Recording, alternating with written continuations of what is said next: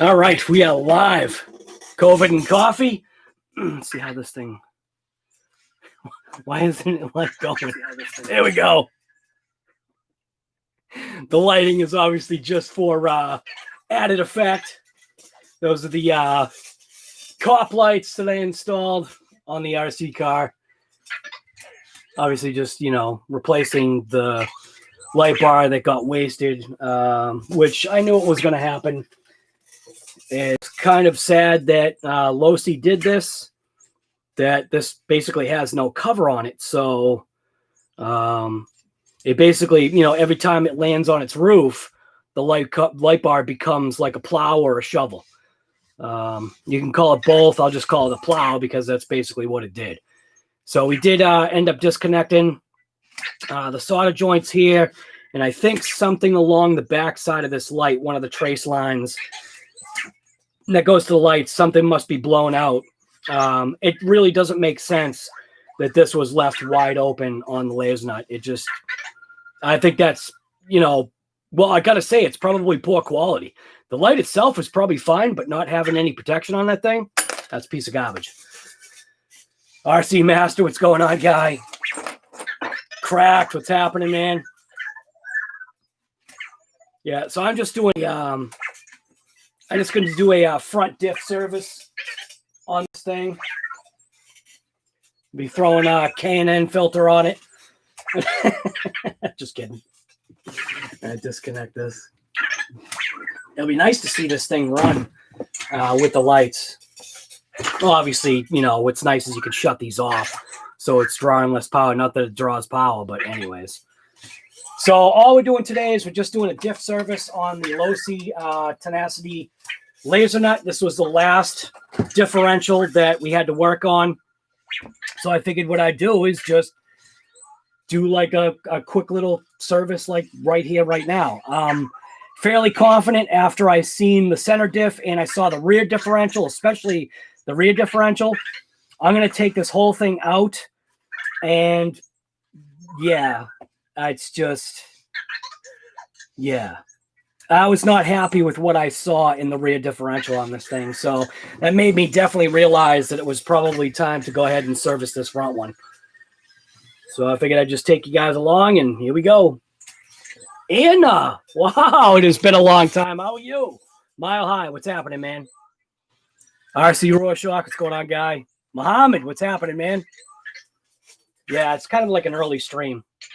But basically, just want to get into this thing because I'm not going to rip this thing until this is taken care of. I do want to check my bearings, both on the left and right side of the front hubs. Everything is like, I want to say everything is like mint. It is. So very, very surprised with how this thing is reacting with such an oversized tire. So figured it was time. I am going to keep the same diff fluid that's actually inside the actual differential. I will obviously be putting ring and pinion fluid inside of this case, which there's probably nothing in there. So yeah. All right. So I'm just going to start ripping it apart. I'm going to take off this brace first, flip it upside down. While I'm here, I'll probably pop these couple of screws. There's 4 screws right here holding the shock tower in place. Couple of screws on this back side here you need to get to for that top brace. Couple screws on the bottom, and literally the whole thing should just fall apart. So, well, not fall apart, but yeah, you get the idea. So I will be using my driver. So if anybody has headphones on, that's your warning right now. That way you don't get your ears blown out.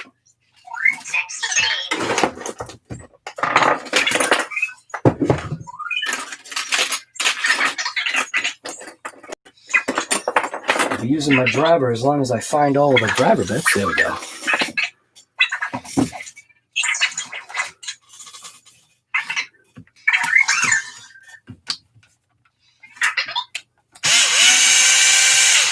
Now these screws right here, actually realizing I can actually leave these in because that's just connecting that top plate. So all I need to do is just disconnect these screws here. So we'll get that. Get that one. While I'm here, I'm going to go after the screws that I can get, which there's 2 lower screws here. In the lower part of the shock tower brace.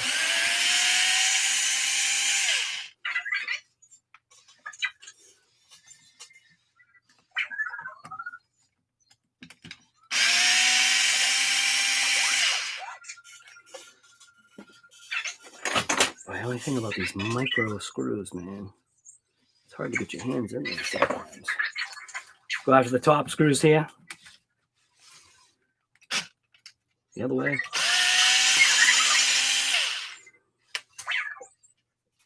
Top screws are shorter than the bottom screws by just a touch. So far we've got 3 different size screws coming out.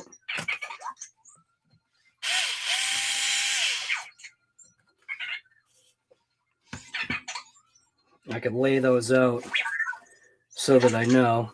So we'll go top, bottom, and then brace. Now I'm able to flip this thing over, but I do want to see what else I need to disconnect. Right while I'm at the top right now, there's 2 screws on this back side right here that I need to get to. 1, 2. That's also connected to that differential.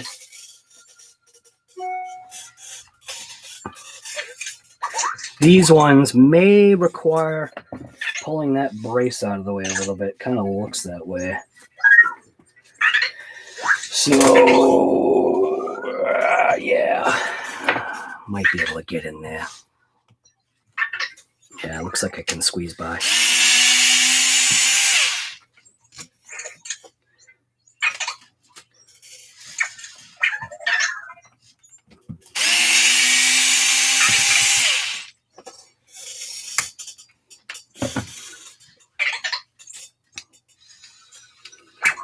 Now we're going to flip the car over.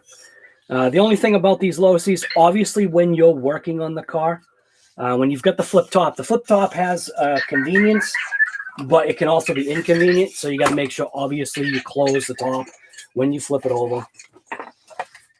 Flip it over without my tire. I'm going to go after these 4 screws right here.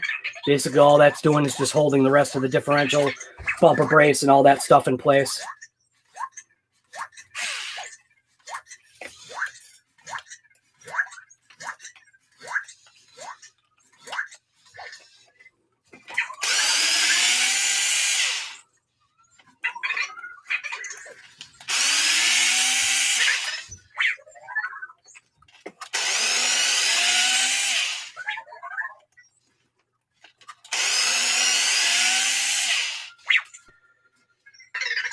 Now, flip this over.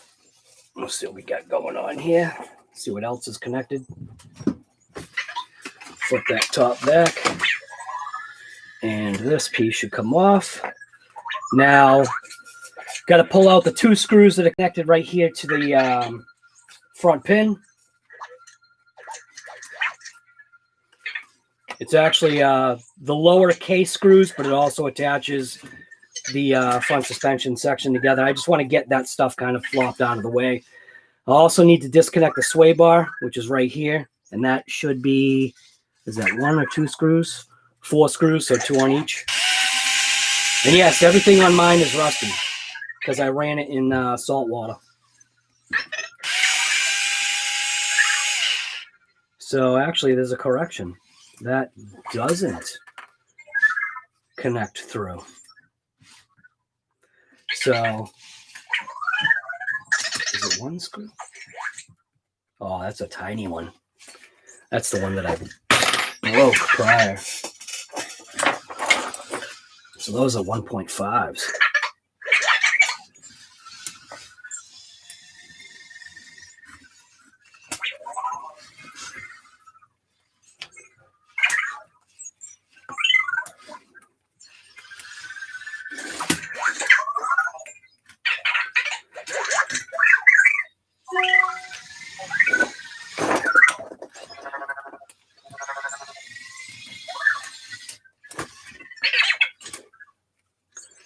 It's like these lower screws, you might not have to pull all the way out.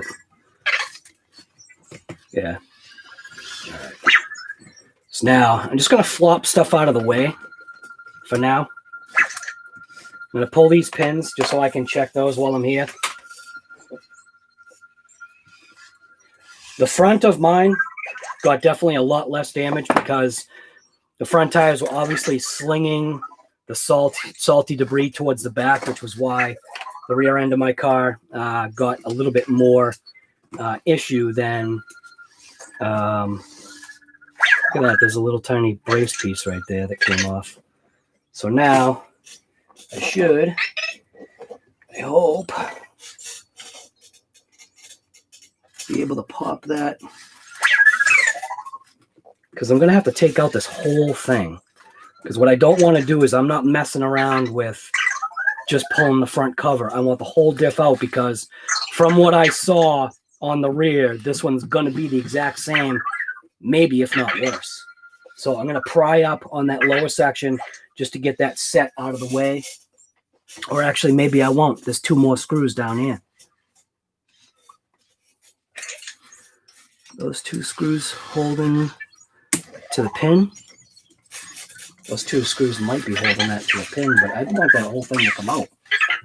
So I'm going to pry up on it, see what happens.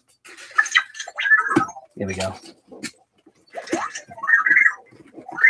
Slide that right out of there, I hope. Come on.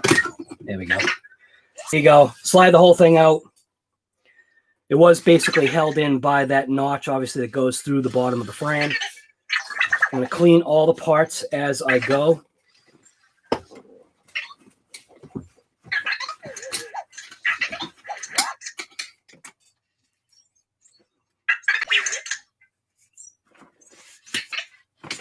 Stick that in there. Make sure this time, make sure I put my dog bone in place. So now I can basically just take this thing and slide this to the side. Get that out of the way. Pop this up so Vector doesn't have a heart attack. And we'll get you down here. Yeah, get out of here. Get out of here, you. Get out of here. Get out of here. Come on. Go away. Go away. Back up. Back up. Get out of here.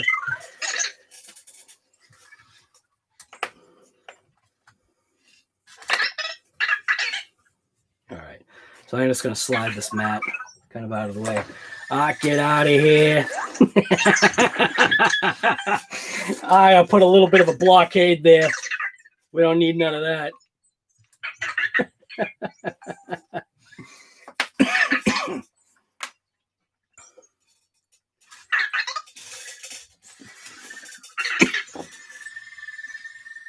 All right, I'm going to slide this forward now. We got a little bit more room. Grab myself a paper towel here, lay that out.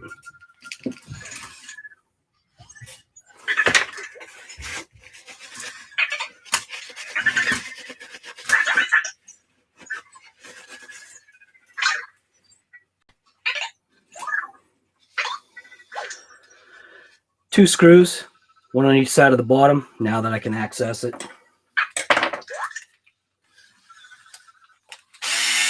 That could hold the two halves of the case together.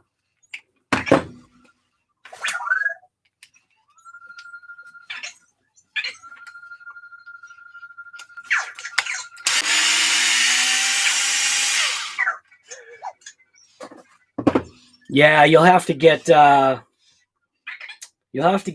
Gus to do that because I don't have a Wendigo. But that would be a good one though, Mitchell. Maybe you should do that, guy. You should do a video on that. That'd be awesome.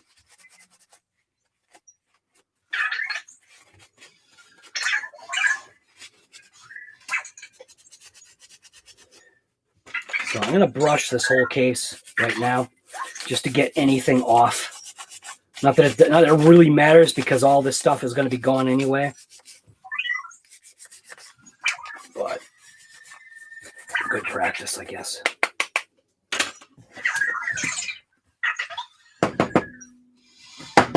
Yeah, look at that. Still dirt coming out. All right, those 2 screws. Gonna basically just slide the case open this way. Or not. Oh, sorry, missing 2 more screws. Come on, guy, get it together.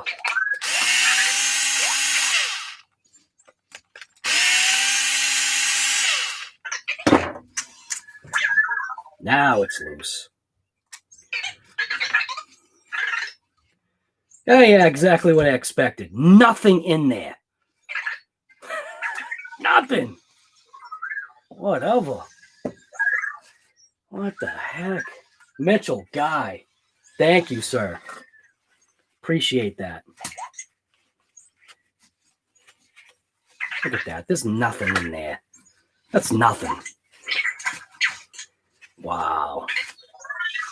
And some people are saying, you don't need to have it. Yes, you do. You do need to have lubrication. Maybe not as much as I put in, but I also have had no ill effects with the amount of fluid I stick in my differentials. So, plus, I like the fact that it coats. So, looks like I'll be taking this upstairs. I'll be taking this to the sink. And I'm going to wash this with soap and water.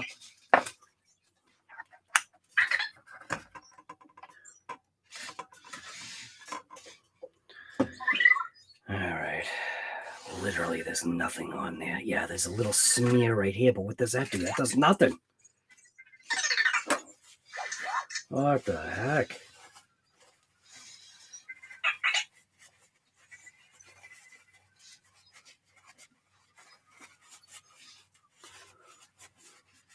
Right, lube keeps water out, but it also keeps the gears nice. Keeps the gears happy. These gears were definitely really angry. So I already know when I open up this case, it's going to be even worse.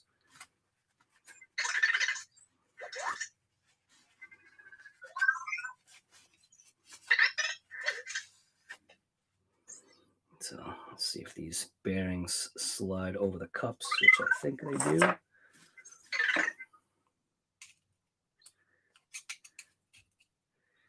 This is like welded on.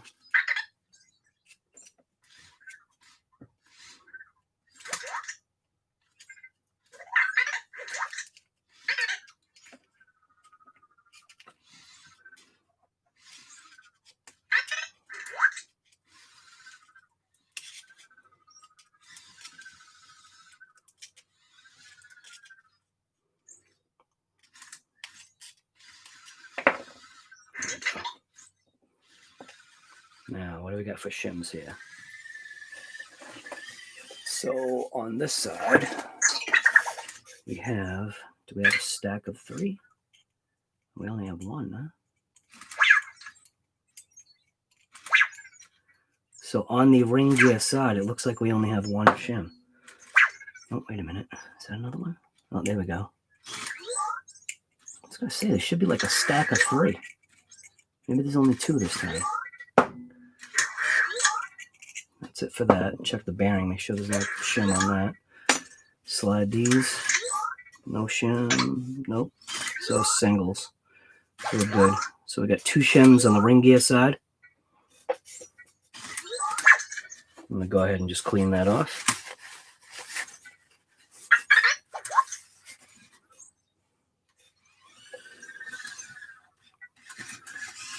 Check this side.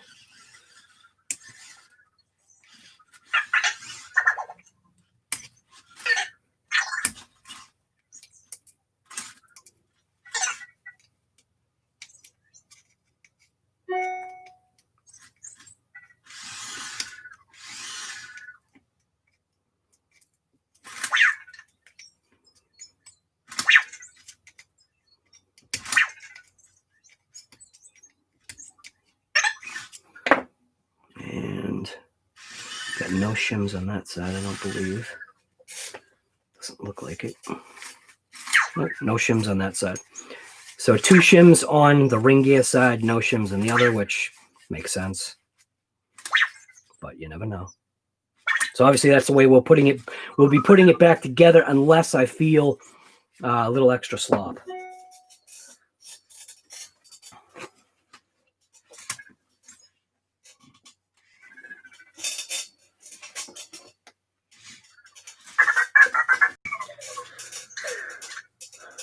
clean up the bearings. RC Master, did you stay in with Deontay's chat?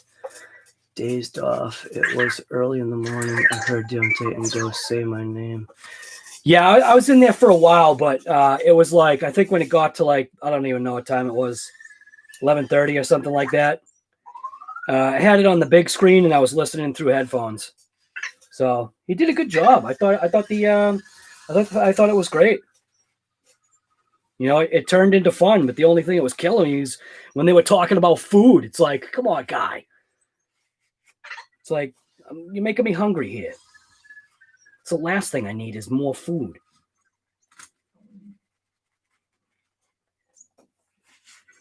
So now I don't normally go this nuts, but because I do want to clean out the whole entire thing.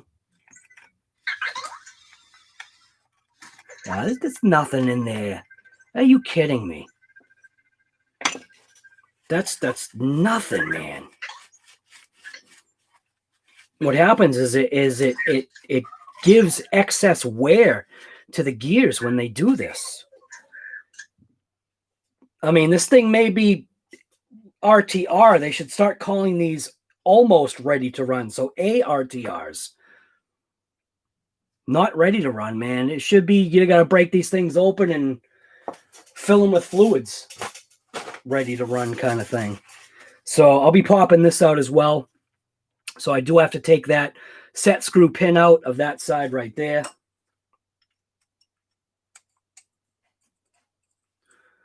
And that was loose. Wow. That was literally ready to come off. That wasn't even in there tight. I'm going to push the pinion gear through. We're going to see how many shims are on this one. So it doesn't look like any shims are left in there, but I will give it a check with my pick. Get in there with my pick. And nothing because the bearing is on the pin. Durr. All right, so what do we got? Bearing. Have any shims on here?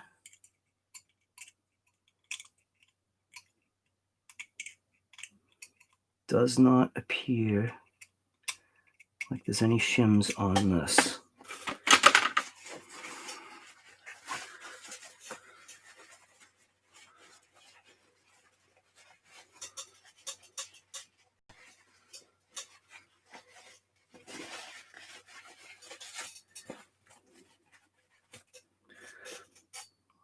So I'm going to take basically all my stuff and just throw it in the solution that I've got. With the exception of the bearings. I will check the bearings real quick, but everything like felt mint. Again, the rear takes all the abuse, or at least the majority of the abuse. Yeah, mint. Nothing wrong with that one. Nothing wrong with that one. Yeah, I didn't expect anything to be wrong with these.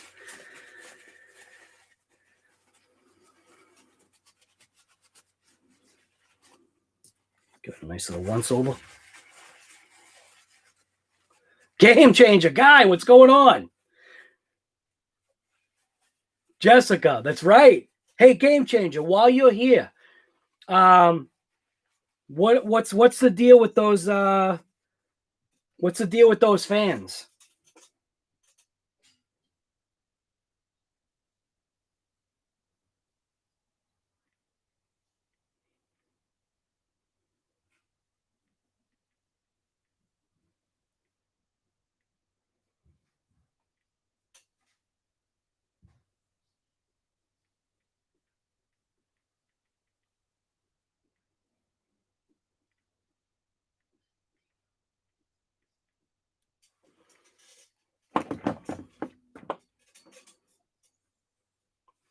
This light out of here, can't even see the comments.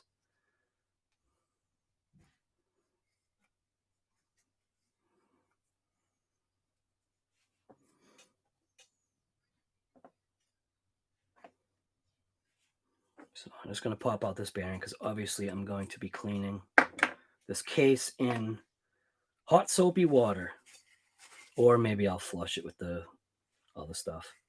careful with simple green.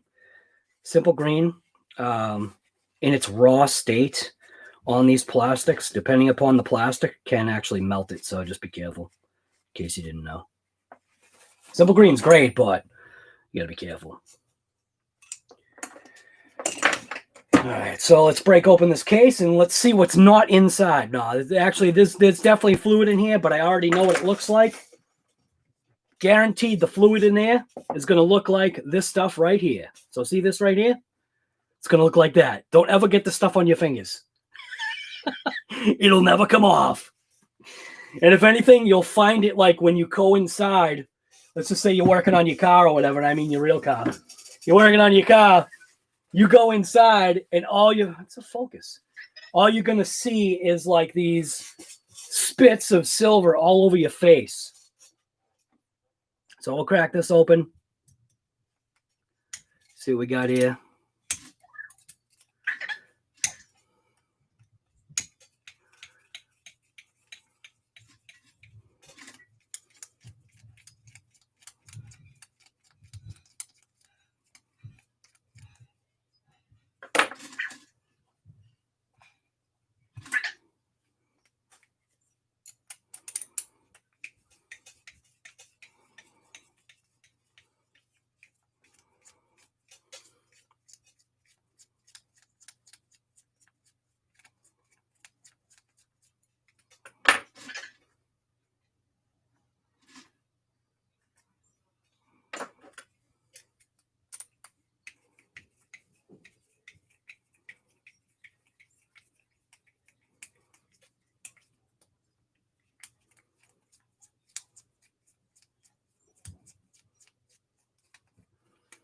Bernard, what's going on, guy?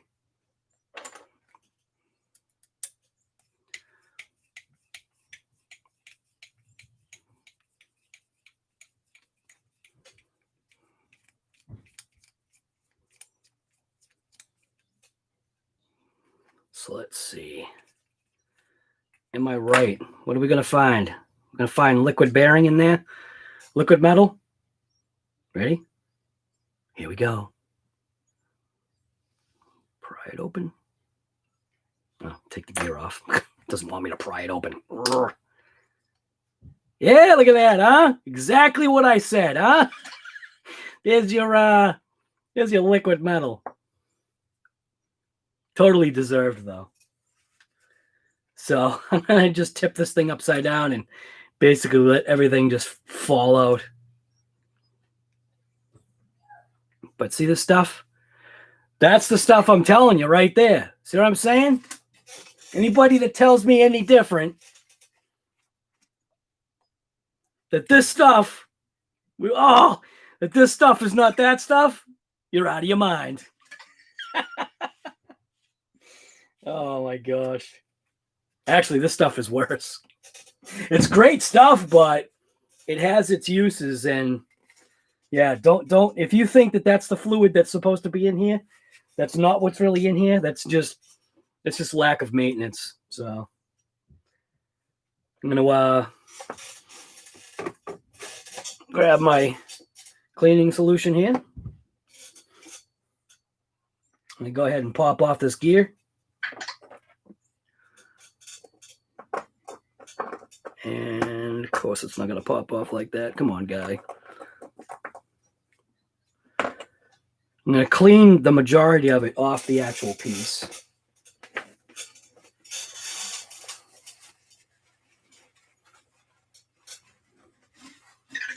And then I just toss it in the dunk tank here,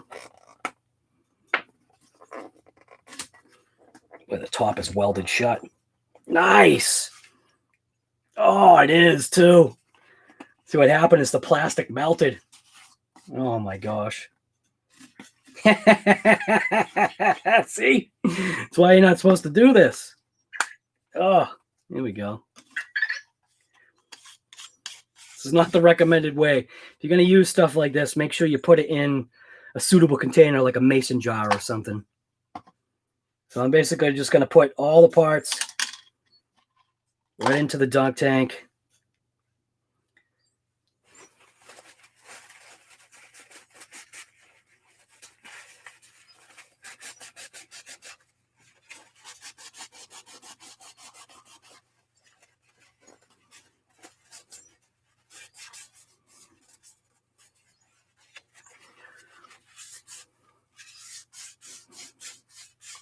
How do you determine? That's hard to say, honestly. I think sometimes it depends upon your driving habits. How many battery packs? Well, so this is kind of a negative because I think in RTR, you literally just have to like rip it apart as soon as you get it. It's definitely what I'm seeing. I don't really remember it being that way a long time ago, but how do you determine? Sometimes there's a maintenance schedule actually in the book. I forget who does that. There is somebody that does it. Oh, Arma sometimes does a maintenance schedule, and I don't look at instructions. So what I'd say is I've ran this thing extremely hard. This should have gotten maintenance probably 2 packs ago, and I've probably put about, I'd say, I've probably put about, God, I really got to think. I've probably put about 12 packs through this. So with the way I'm seeing this fluid on the inside, it was still doing its job, but you know what I'm saying? I guess 10 packs, maybe. I wanted to see what this had for a shim. Looks like this only has one little shim. So we've got that. We got the O-ring right there. Now this time I'm actually going to leave this alone. I'm not going to pop that out. I usually do, but I'm really not thinking it's necessary right now. So see how these gears are looking? It's like that fluid is kind of coming out. I'll reach in and hopefully, I got to take the gasket off. Dang it. Be careful with these gaskets.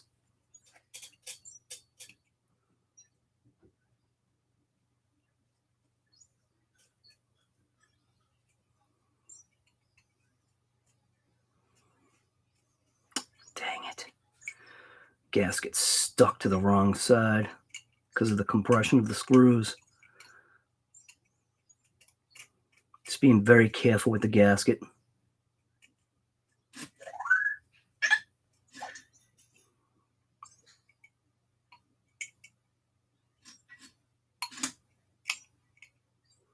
Watch me cut the gasket as I'm saying. Be careful with it.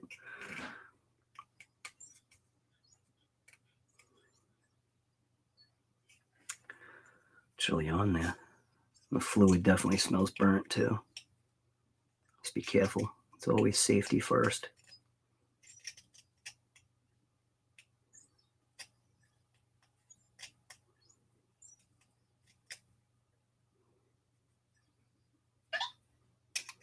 Here we go.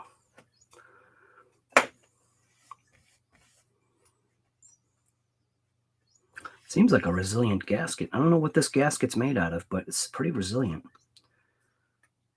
So now I'm just going to take this out as a unit.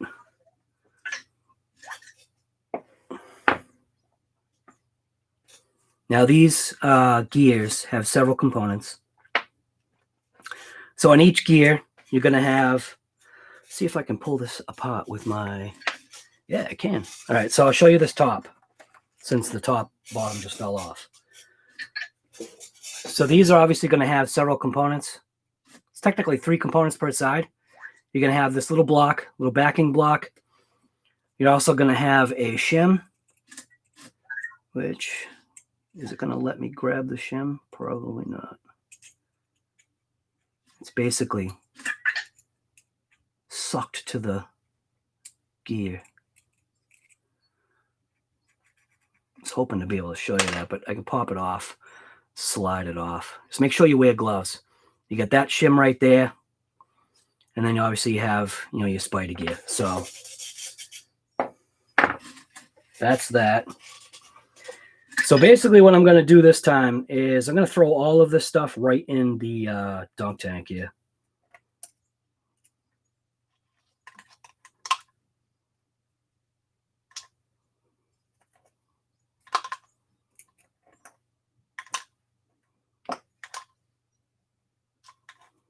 and let this stuff do its magic. Got a sun gear in there I got to pop out.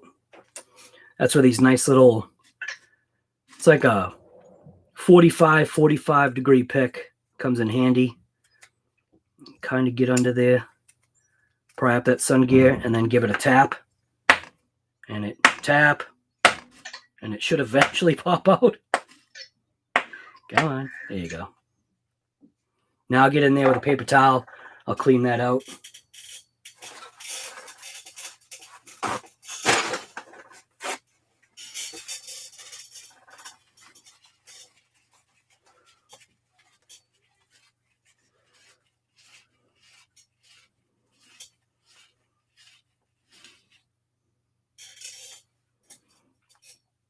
We'll see what we got in here.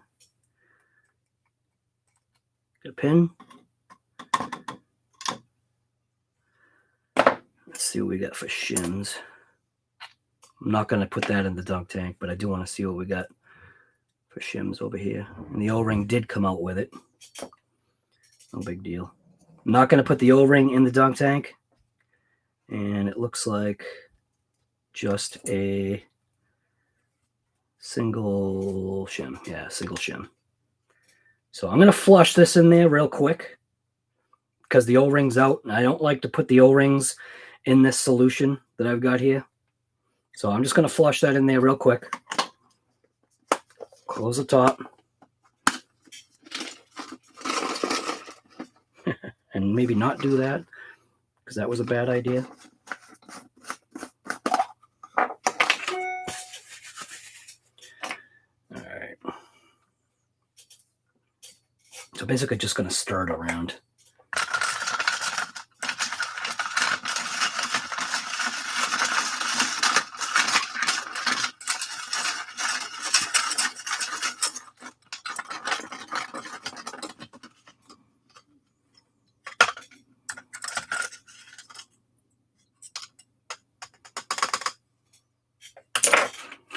Make sure you wear gloves. Don't do this stuff with your bare hands. Not a good idea.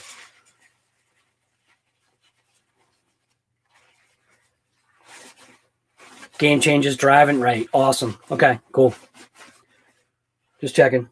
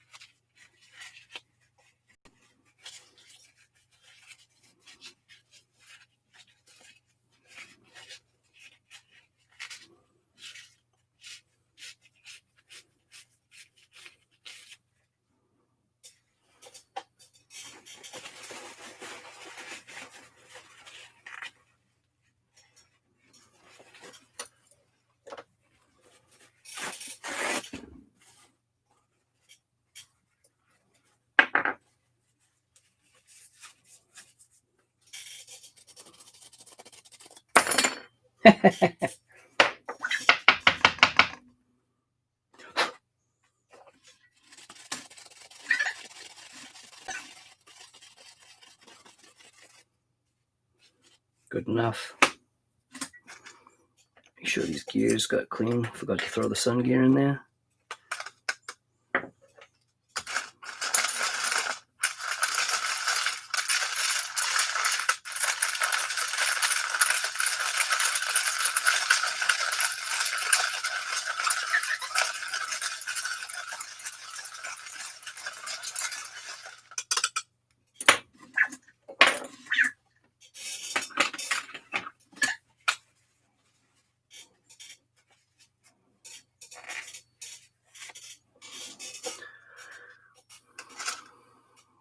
Nice and clean.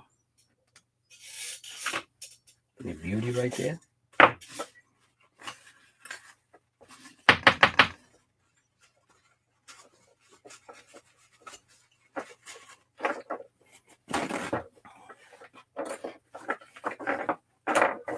right. What else we got in here? That's not going to work.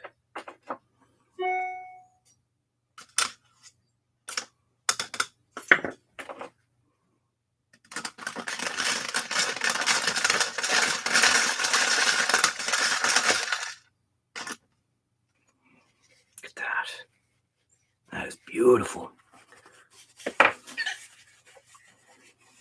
How often do I change my oil for my diffs and your shocks? Man, I gotta tell you. How about this? I'm just gonna start doing a 10-pack maintenance. And I know that might sound nuts, but man, I'm telling you. I think like every RTR, basically from what I've seen so far, there's been things that you find out about them that you should check. And that kind of is a bummer, but you know, it's one of those, it is what it is, man. You want your RC to survive, especially with some of the money that people pay for these things, you know? I think we're looking good. Maybe like every 10 packs, 7 packs, who knows? I really don't have a maintenance schedule, to be quite honest with you. I don't. I'm the worst one you want to ask about that. There's a lot of people that are surprised that my Big Black is still alive. And that's literally, that's at the dealership that people are surprised that my truck is still alive. So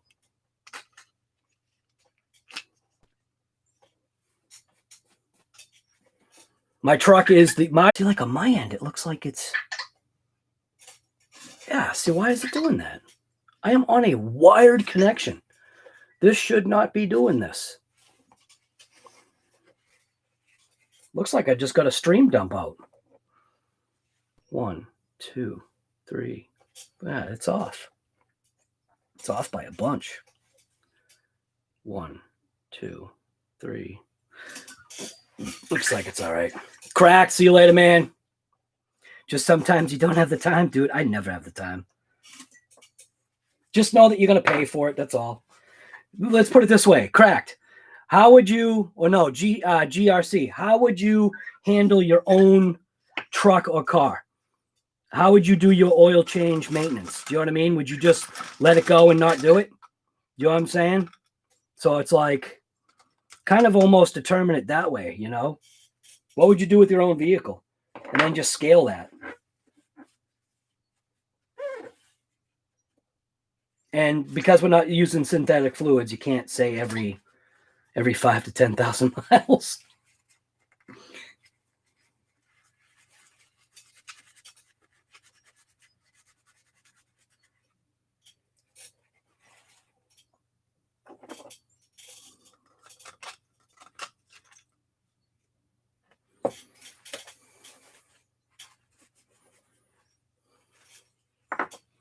Should be using this magnet. Make it a lot easier. I don't know why I'm killing myself here. Put a magnet on there, I'll be able to pull these. Ah! That was not supposed to happen that way. The magnets were not supposed to go into the solution. Dang it. But see, that's the way it works. Well, at least I guess it pulls out all the parts. Oh my goodness. See, this solution will actually eat the material that these magnets are held in. You don't want to get this stuff on your hands, I'm telling you.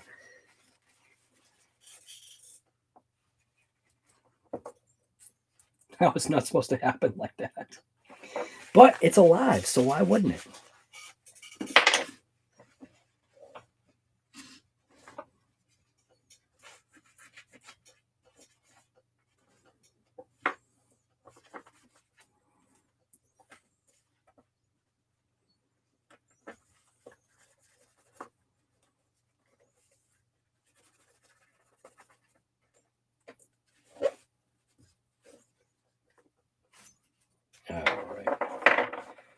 Those parts. Now, how about if I use this maybe? It's not going to grab those pieces because those end pieces are aluminum, aren't they? Yes, they are.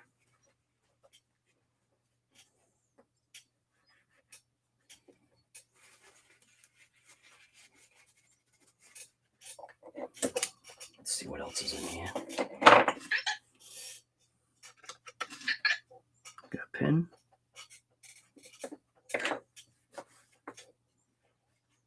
What else am I looking for? I'm looking for a shim.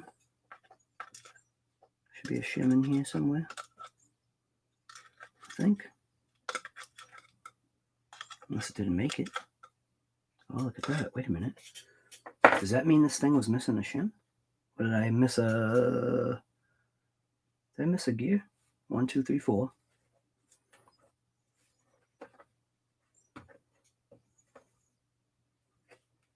No shim. No shim. No shim. 1, 2, 3. Am I seriously missing a shim out of the thing here? Nah, it's right there. Just want to get picked up.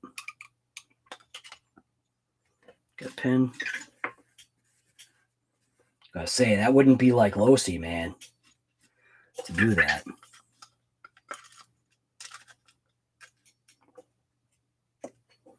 All right.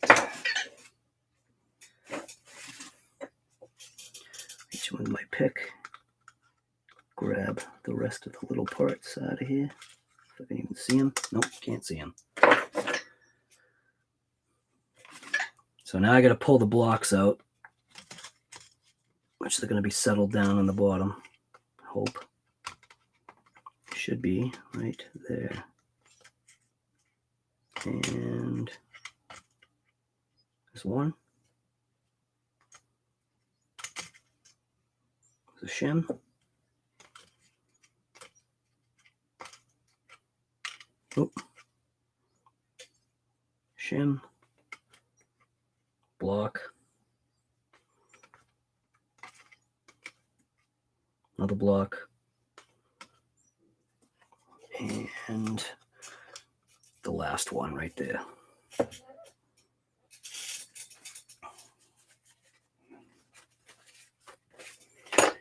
All right, believe that is it.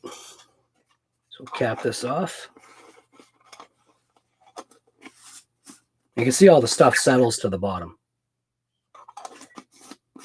That's how it works.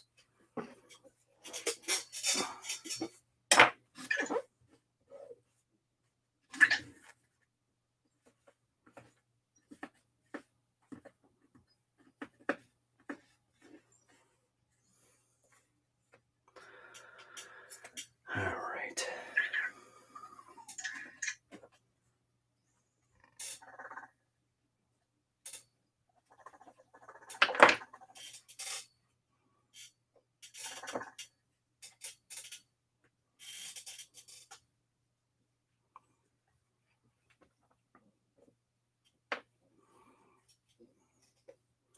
Take this out just because, and I know I said I wasn't going to clean this, but I can't help it. I actually have to, because it'll bother my conscience if I don't.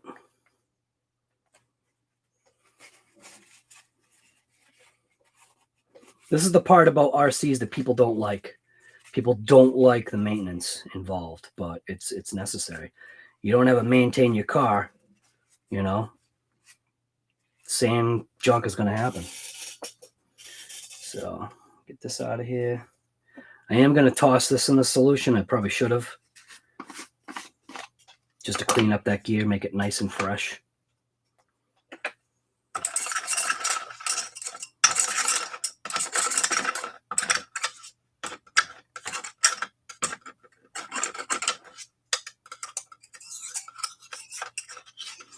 at that. Look at how that looks.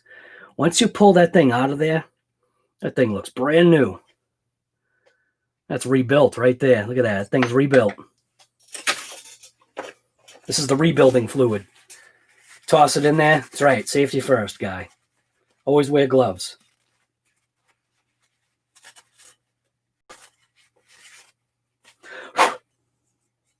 Nice and cold, too. Once you put that stuff in the solution, it turns all your metal parts into ice.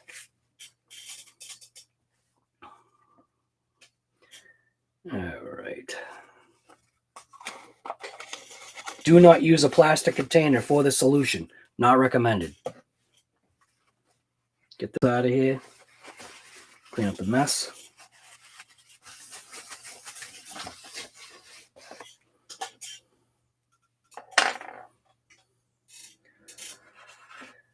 Now we can drag this disaster over. These are all your parts. Yeah, what a mess. So these are all the parts for your front differential.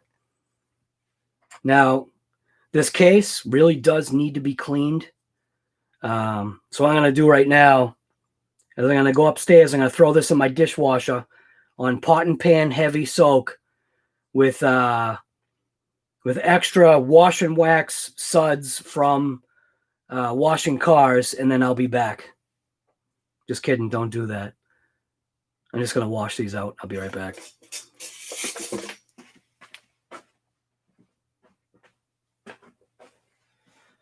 I need my special brush, though, guy.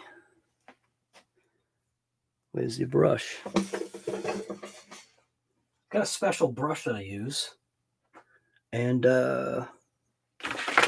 what did I do with it?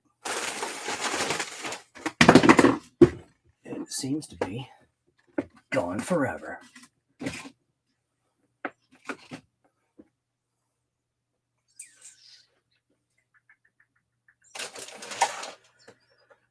And it shouldn't be gone forever. It should literally be right here, but for some reason it's temporarily misplaced.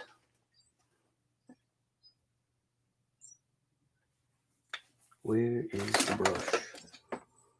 Let's see, I probably put it away, and that's why I can't find it. Awesome. I'll figure it out.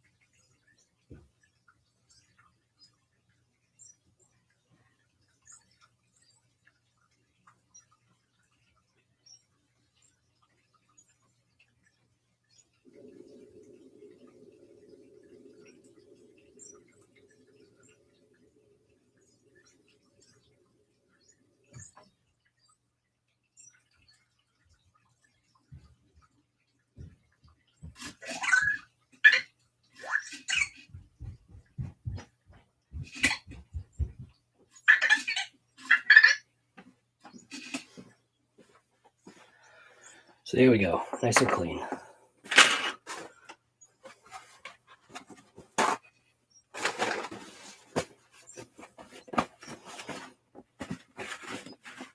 Now what I'm going to do is I'm going to take a heat gun. I'm going to heat gun just these parts just to make sure that I get all the little hidden droplets of water that can potentially be here. It'll help evaporate the water if there is any. Looks like there's a little bit of debris that I missed. So the little channels where the bearings go, I usually give those just a little bit of extra attention here, because it seems to be that's where grit likes to hide, and it makes it harder for you to get your bearings set in place. You can see that junk getting out of there. What if we don't work over the clean stuff?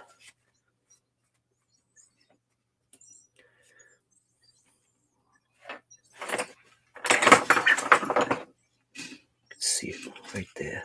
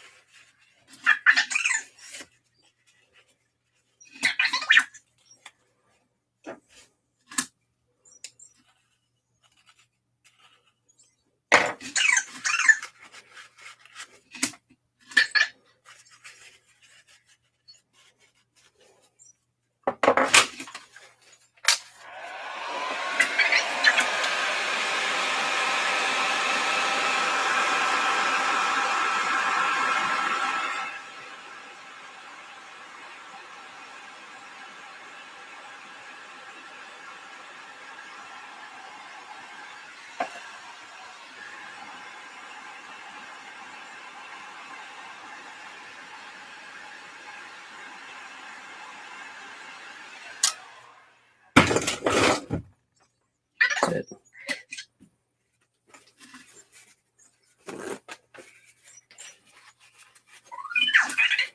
What was the solution that I used to clean the parts? What, in here? Or the soap and water? I cleaned the diff cases with an alcohol spray to help just break it down, and then I basically just use elbow grease.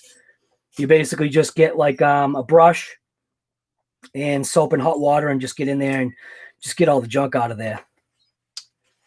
But if you're talking a stuff that really breaks this stuff down, it would be very caustic. So what I use for the metal parts, like if you're talking about these, with the exception of the bearings, I don't throw, well, unless it was just a metal shielded bearing and not a rubber sealed bearings. The rubber sealed bearings, I never put in the solution. I obviously just check those by hand. And if I've got to pick out a seal, I'll repack it unless I just buy new, whatever. I do not put my O-rings in that solution, and I don't put my gaskets in there. And when I put my like diff case, this actual piece in there, again, it's realistically, it's elbow grease that gets the rest of the stuff out, because the stuff likes to stay in all these little nooks. So the best you can do getting that out, I mean, that's good enough. I'm not going to go nuts here. This isn't a race car. But the stuff that I use in this container, I don't know how to say it. I'm not recommending people do it. It's just, this is just what I do. You can either use a lacquer thinner or an enamel reducer. And it just helps. What it does is it allows with agitation, it allows the fluid to slide off the gears. So that's literally all it does, is it allows the fluid to slide off the gears. You still have to get in there and, still like really, clean things and do stuff the right way. But if I rub this, you can see nothing's coming off on these gears, because the stuff has basically gotten all that junk away from the sun gear. Same thing with the spider gears too. Spider gears might be a little tougher, but if you can see in here, there's nothing in there. There's no junk in there. The other thing I do is I'll take a brush and I'll brush the gears like this when it's all done and dry, just to make sure there wasn't something that was just stuck in there. See, just brush the gears.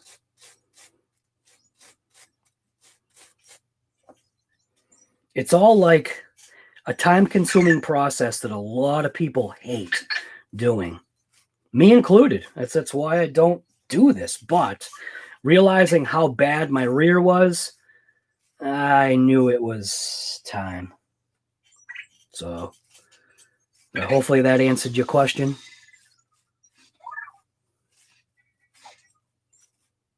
The white and pink looks awesome.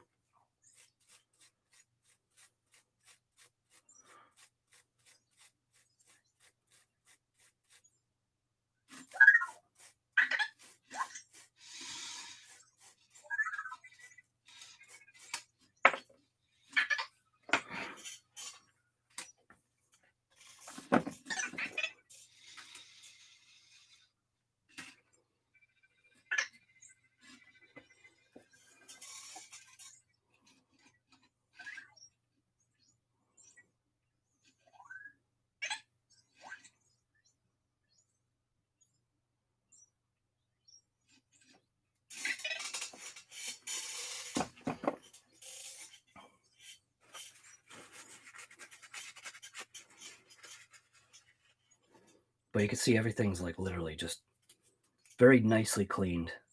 When I'm talking about when I introduce the heat, you've got all these little cavities right here where water can hide. So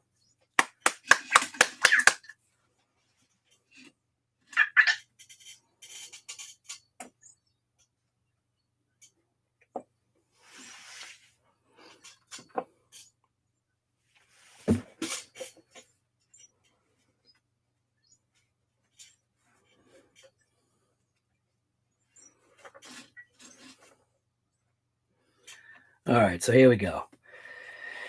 Inside of here is all nice and clean, ready to rip. So basically it's just reverse order. However, the one thing that I do that might be different from other people, this seems to work for me, is I use an assembly lube when putting all my parts together.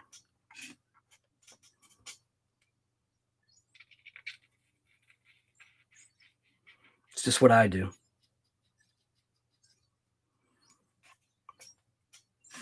O-ring. I'll slap the O-ring in there and put a drop. I'm going to take the larger shim, drop that in place. Take a clean driver. And I'm going to clean the driver right now just to make sure.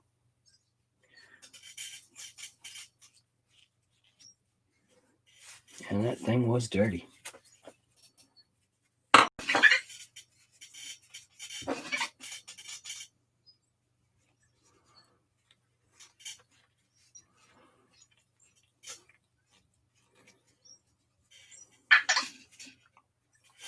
Basically, just take the driver, take whatever fits over, and what it does is just helps settle the O-ring into its slot. Just like that. Now I could take my pin,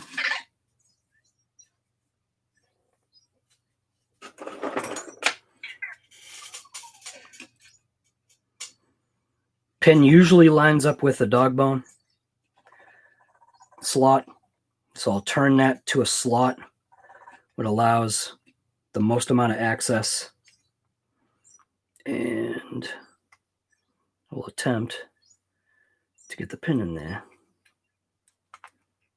There we go. Just like that. Get the pin centered.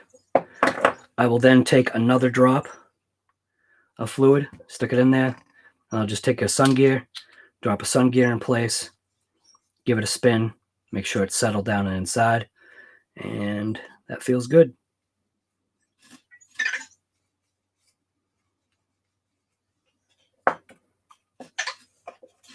Do the same thing on the other side. A little bit of an assembly lube. Drop it down into the bushing. O-ring. Shim. That one you don't really need to put a driver on. Grab a pin. Slide the pin in. Another little drop. And then the other sun gear. There we go. Now on this, I'm going to use, I basically want my front to stay the way it was, or somewhere thereabouts. So, I'm missing. Come on, guy, get it together here. Where's the fluid?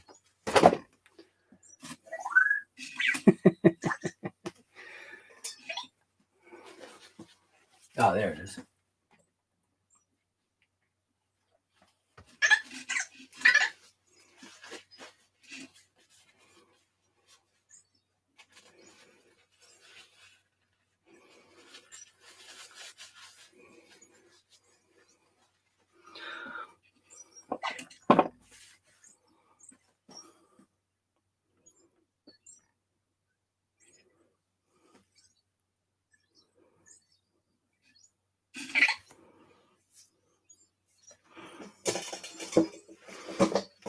All right, so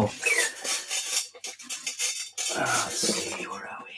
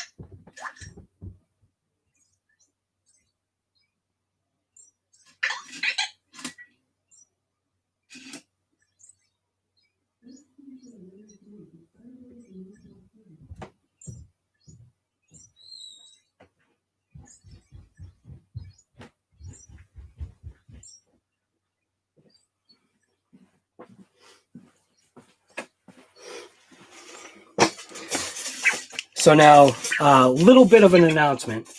Game Changer might have already mentioned this, as well as Jessica in the chat, that a portion of the proceeds from your Game Changer fan from Breast Care Awareness Month, which is Breast Cancer Awareness Month, which is in October, which is the month that we're in, a portion of the proceeds will be going to that. So keep that in mind. So if you go ahead and get yourself a Game Changer fan, yes, they're pink.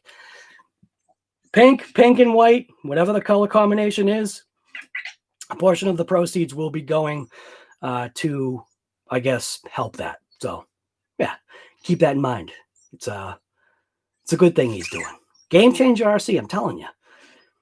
The guy does so much more than people even realize. So, keep that in mind.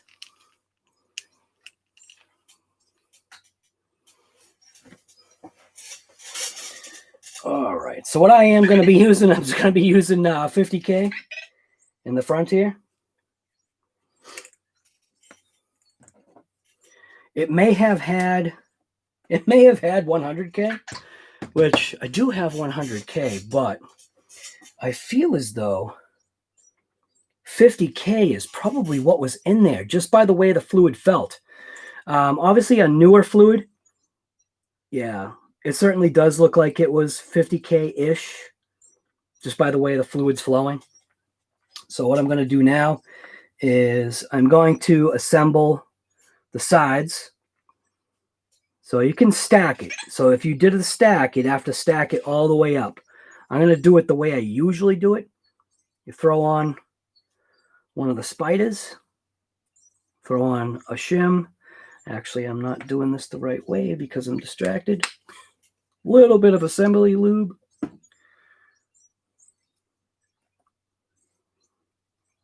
Spider, shim, block. Flip it around. See, only on the live. Spider, shim, block, then you spin it around. This is why I do the stacking method. Because when you do the stacking method, you're not flipping things around. But I'm just trying to show people like how it can be done whatever way you want.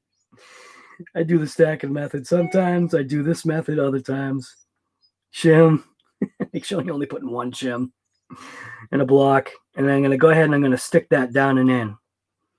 So I'm going to grab it. The reason why you put fluid on it too and oil is it does kind of help keep things together normally. So I'm going to toss that in there. I'm going to settle it down. Spread it out.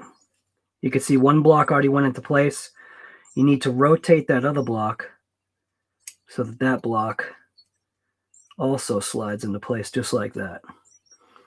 Make sure your flat is facing up, which that one is. You can see in there. So you get the flat right there. So I'm going to take a screwdriver and just make sure that that flat is facing up. If you can even see it. Focus.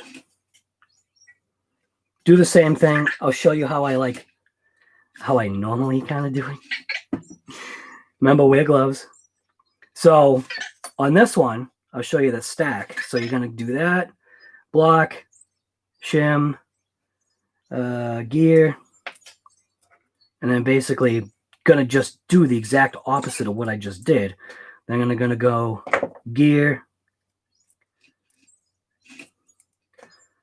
shim, block. And that way it just kind of stays together. Just please stay together while I'm on live here. Drop that into place. Make sure you're wearing gloves. So now I'm just going to assist this into place. Drop that down and in. And you can see that that block there needs to be rotated. Spread the gears out. Spread the gear out. Make sure the flat is contacting. And I'll give it just a little spin. And that's what it should sound like. That's mint.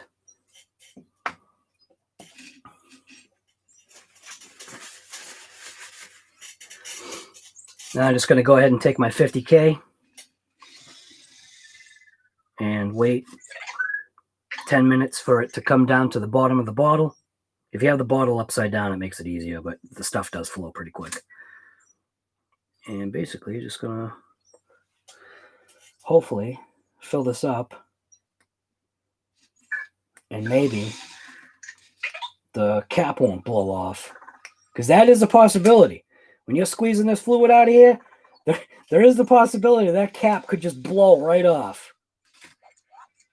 And that would be bad. Because you literally have fluid everywhere.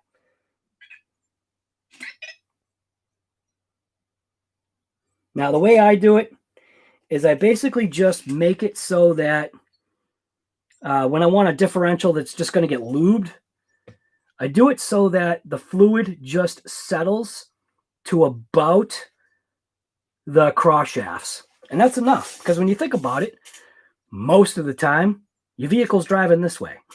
So the fluid's getting slung that way anyway. So it's usually always going to be on the gears. But I like to at least try to have it so that it's settling down right to, well, actually, how should I say this? So it's above, it's like just slightly above the crossbars. Probably more to the top edge of the taper of the inside of the spider gear.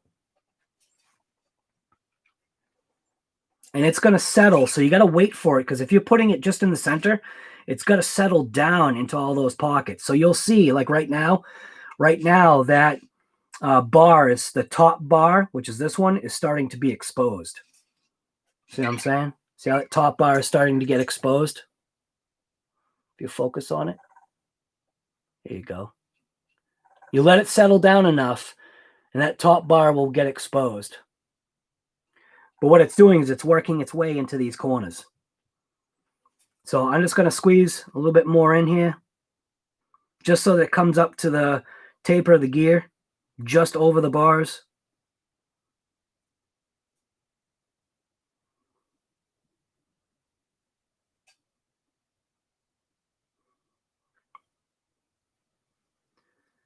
And I think I'm going to be happy with that right there.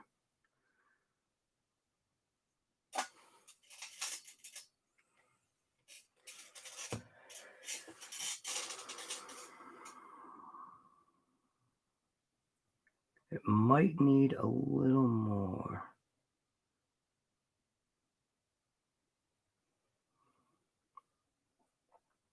The other thing you could do is take a heat gun, heat up the fluid a little bit. It'll let it settle down faster.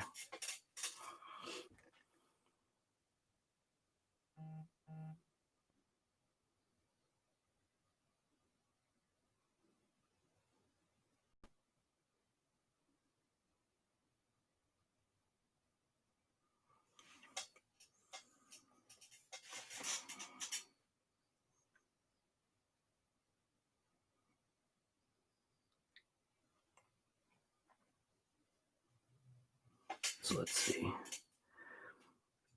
Yeah, that looks perfect.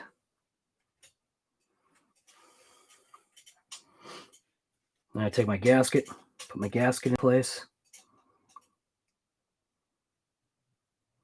Should actually take the gasket and stick it on this side, make it easier for myself here. Line it up with my holes.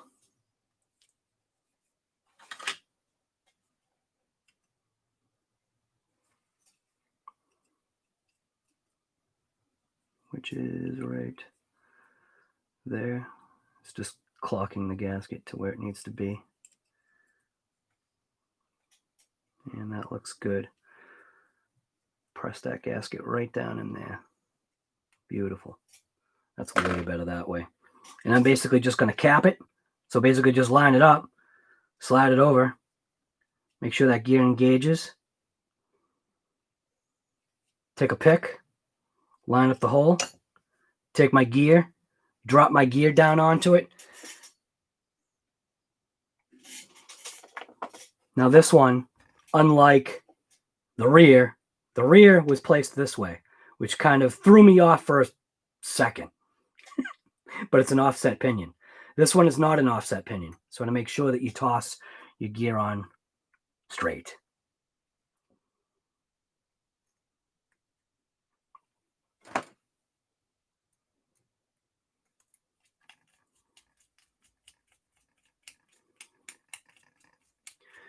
I'm not going to crank this down. It's just going to basically touch the gear, just like that. Then I go to the exact opposite side. Make sure that sun gear is in place. And basically just do the same thing. Just crank that in there just till it hits. Come on. Get in there. Why are you messing with me now?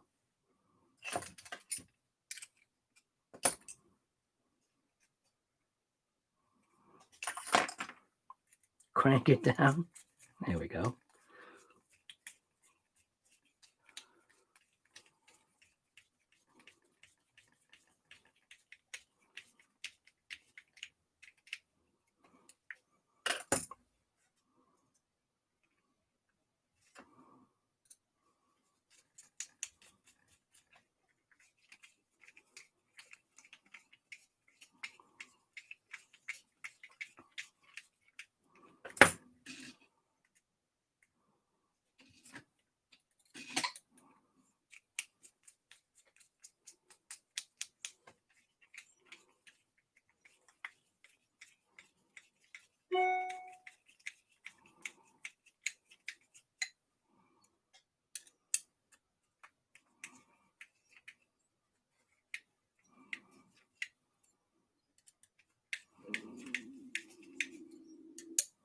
Now I'm doing is just torquing these down just till they hit the gear, hit the case.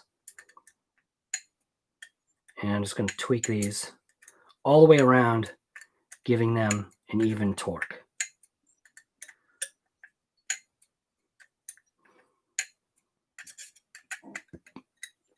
See you later, Jessica. Good having you.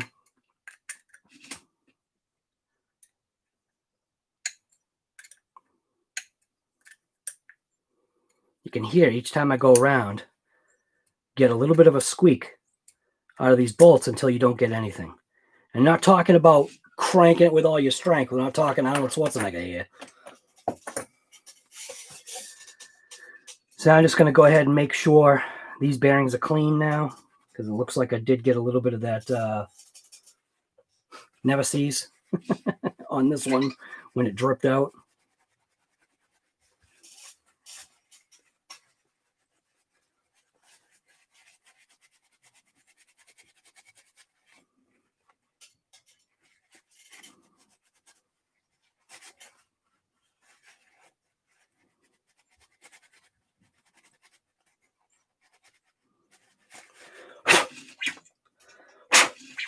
So these are all good. I'm going to go ahead into the case. We did not have a shim on this side. We did have shims on this side, which was pushing the gear into the pinion. So you make sure that when we put our bearings on here, that our shims are going to go on first, so that it's pushing that bearing over. I mean, not the bearing, pushing this whole assembly or the ring gear into the actual pinion, which is what we're dropping in now. So I'm going to go ahead. I'm going to put the outside bearing in, inside bearing in. I'm going to drop a little drop of fluid in there. I'm going to get it onto the shaft of the pinion, and I'm just going to basically just allow it to drop right in place, just like that. Now, just to keep that in place, I'm going to go ahead and install this piece here, which is going to take this kind of set screw pin thing.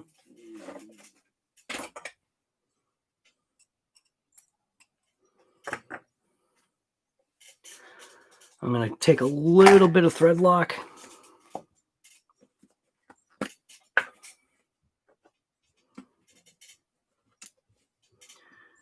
And I'm just going to apply a little bit of thread lock right at the base here. Just like that.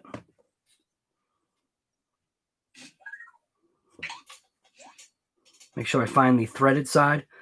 Obviously, the hole is smaller than the threaded side.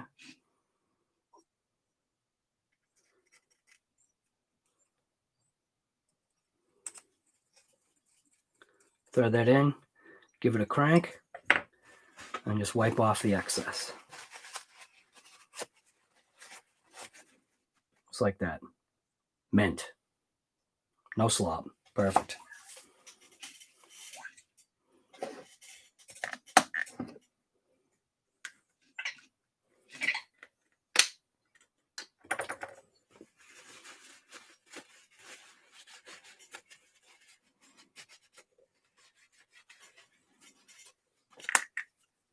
Cap off all your fluids.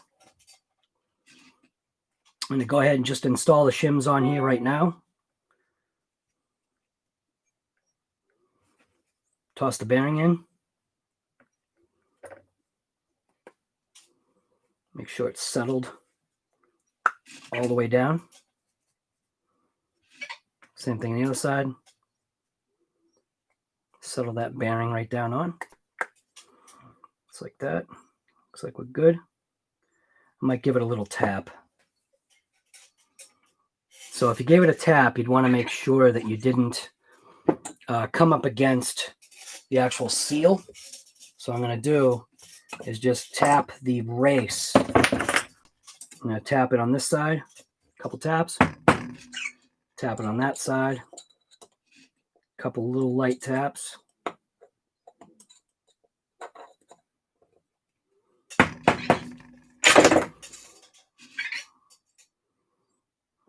So what happens is I'm seeing a very slight gap.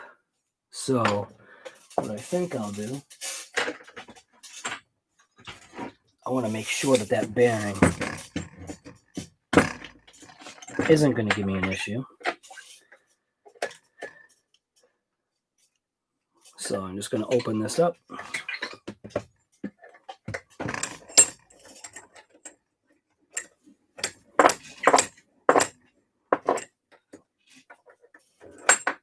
Cut kind of close it on the shaft a little bit.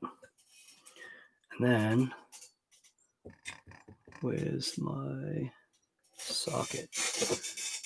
Got a socket.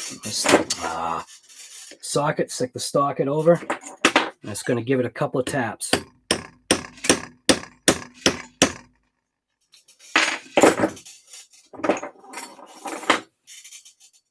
Can't even see what I'm doing.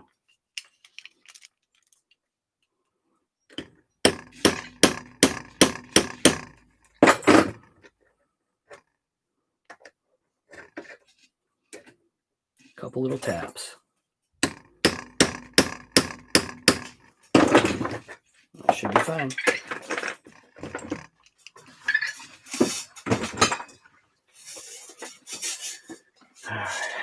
Just going to give it a visual check. And that gap is now closed. And the gap on the other side, I didn't notice because it has shims, but there definitely was a gap on this side. Mitchell, guy! Frank!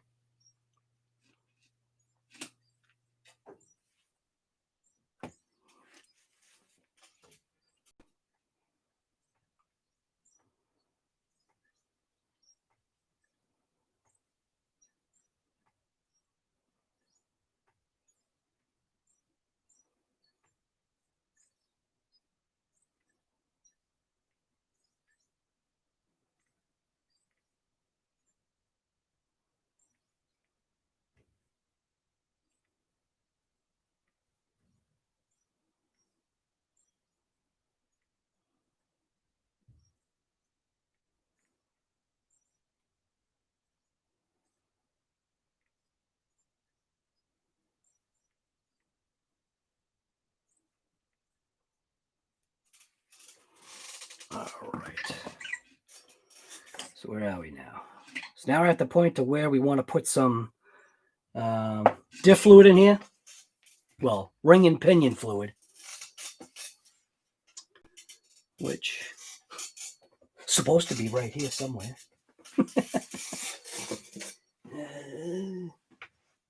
Try to keep everything like within arm's reach.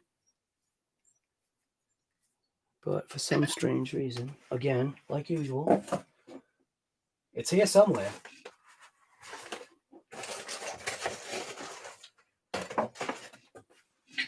All right.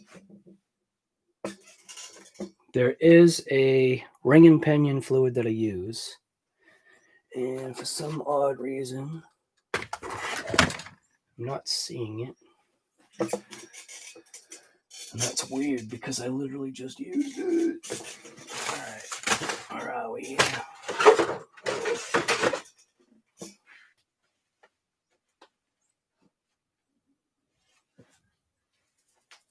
What did I do with it?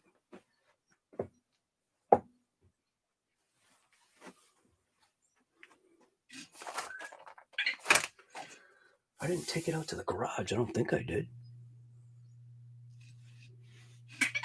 I didn't use it yesterday in the garage, I don't think. No. What the heck is it?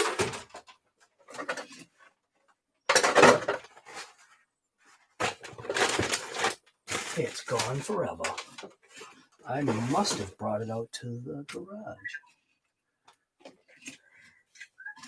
It's not there. It's not here. It's a pretty easy bottle to find. It's white. And it's got orange on it.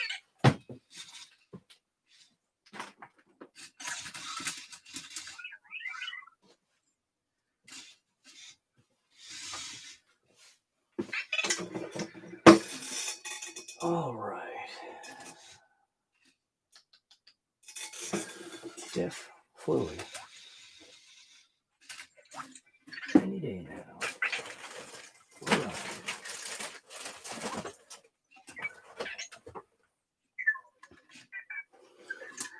Can't use it if I can't find it.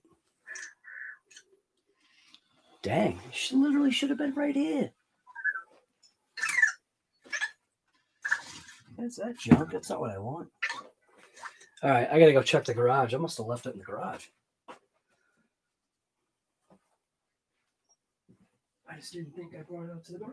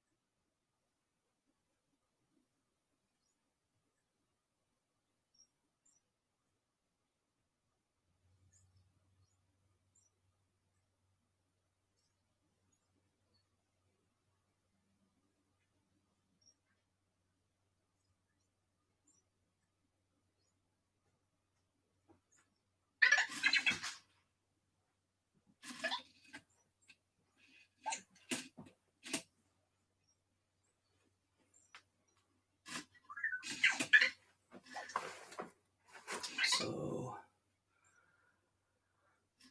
for some reason, it's escaping me. It's literally supposed to be right here. Am I really that blind? Come on.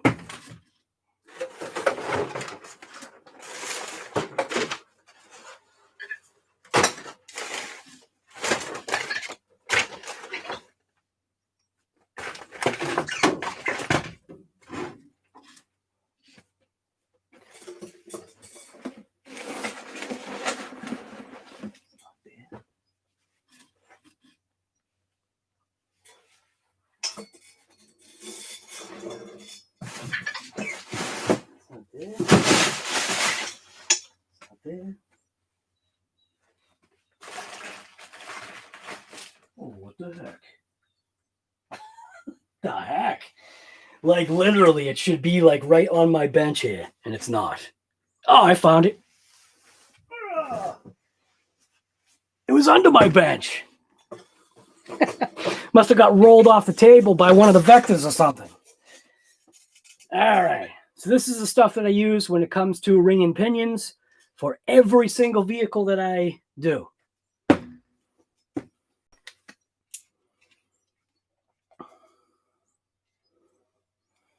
This stuff is great. So just gonna smear a blob of it right in there.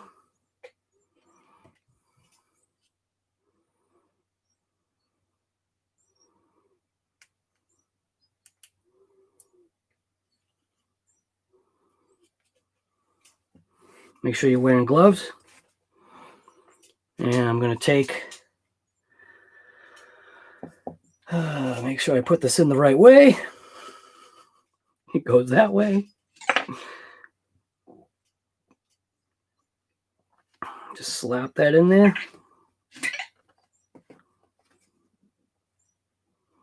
Just like that.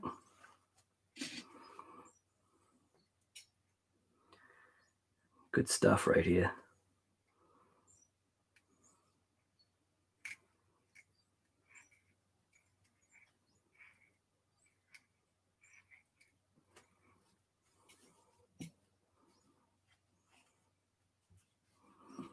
So what I should do is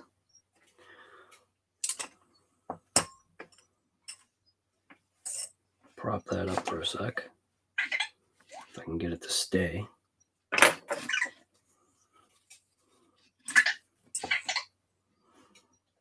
Take a smear of that and put it in there.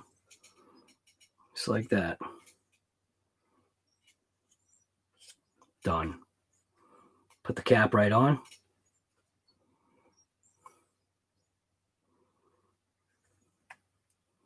Beautiful.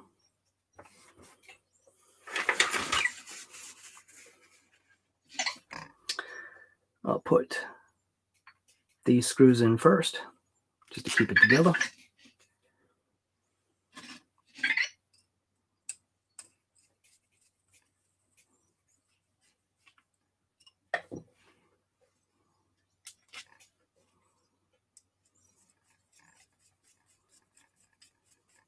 Good, do it right. Grease that glows in the dark. You know it, guy. the best stuff. So we always know it's working. Then 2 screws in the bottom here, which are these ones.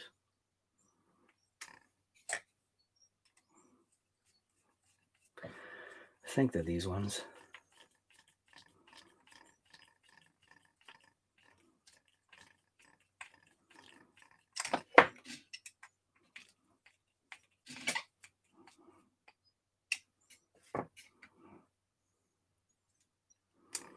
You got headphones on. Watch your ears.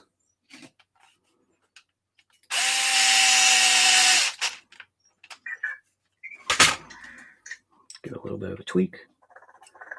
A little bit of a tweak. Good stuff. Now, obviously, just take all your excess and wipe it off. Obviously.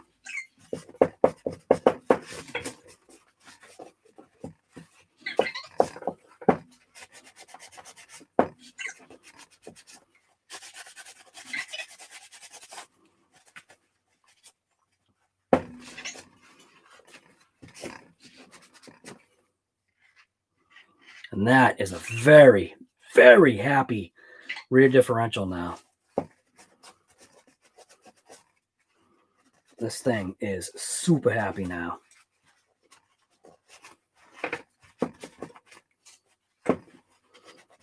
You can really go nuts. Make sure you get all the stuff out of there, because all it's going to do is just attract dirt. So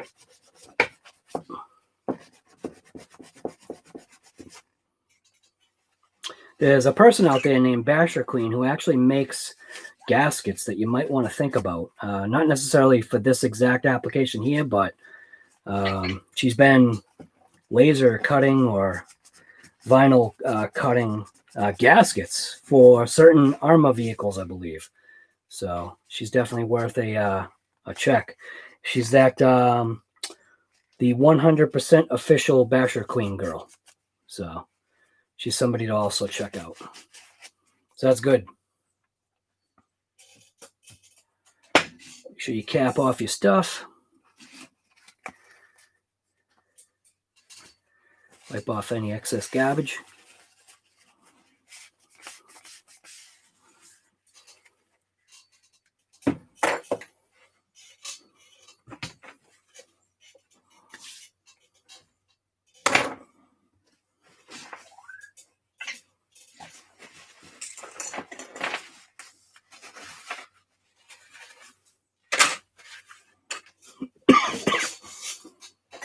All right, we're good now. Drag this in. Bring this over. And we'll bring you guys up. Get this thing out of here.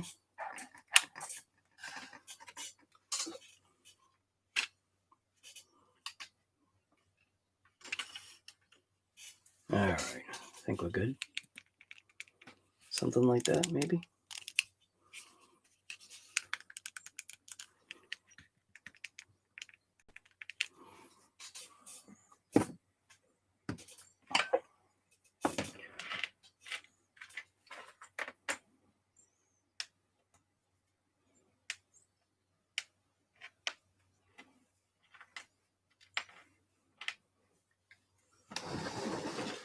I mean, unless you went against the rules for some strange reason, there's no need to time people out. The whole channel was timed, or the whole page was timed out, if that's what you're talking about. Look at all that. That is literal salt rust garbage in there.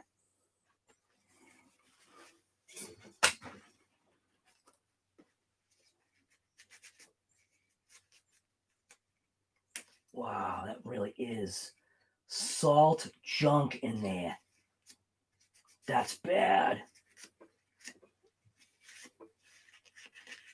Make sure if you run your RCs near salt, make sure you clean them like right after. It's the same thing with a car. Don't bring your car over to the salt. All right. So I'm going to pry up on that part while I'm pushing down and in. if I can. Basically need to pry that brace, but maybe what I should do is pop those screws up. There is a center brace screw, but I think I can just get a screwdriver in there and pry that brace and then just basically dive that into place.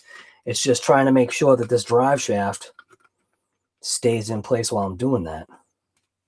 So I'm going to pry up on that. With what? With a screwdriver.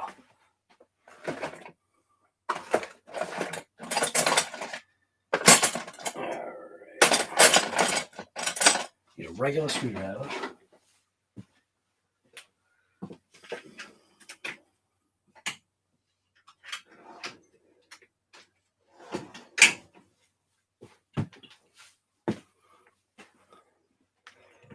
I need a regular screwdriver, not a panel pry tool, because that ain't going to work.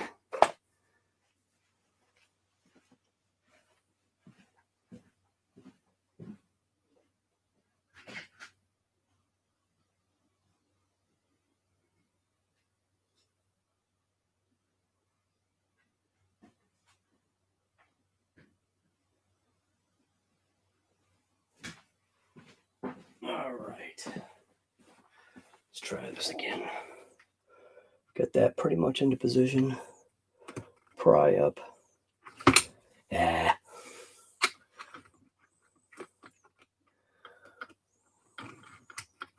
That's in there. Yeah, just pry up and push in first. See if that works. Pry up. Give it a little push. Maybe not. Brace is going to fight me. I might have to loosen those screws on that stupid brace. Because this hump, what this hump is doing is this hump is stopping me from being able to go in that way. And the hump is on one side, so here we go. Let's see. Oh.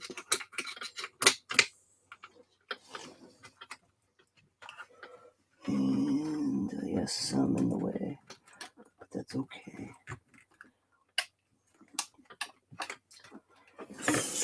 Probably make it easier for myself if I just take off those 3 dang screws instead of trying to fight with it. I didn't want to take off these 2 screws because I have a feeling that these 2 are Loctited. So let's see. Loctited? Nope.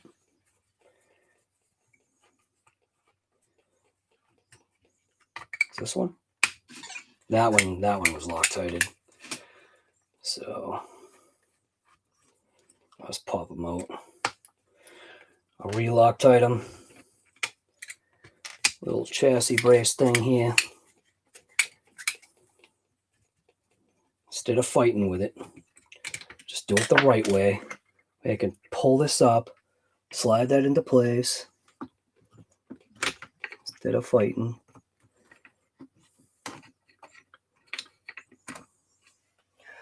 And we're there. But look at how much easier that was than fighting. All right. So I will put a little drop of Loctite in there. Just the smallest amount though. Just like literally at the very tip. It should be a giant blob. Watch. Ding. Of course it's a giant blob. Just like I figured. I'll share it with that one. Or not.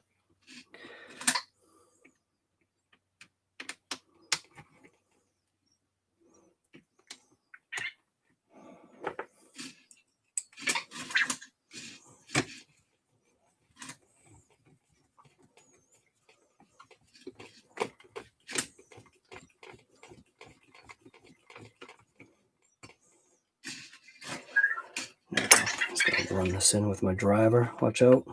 Headphones. Run this one in.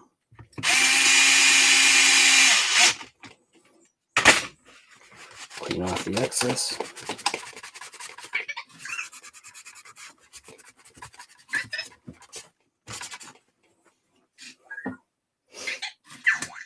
Now, 2 screws there and there, which were this one, this one, and this one, I think. This one and this one. Let's go with these 2. Good enough.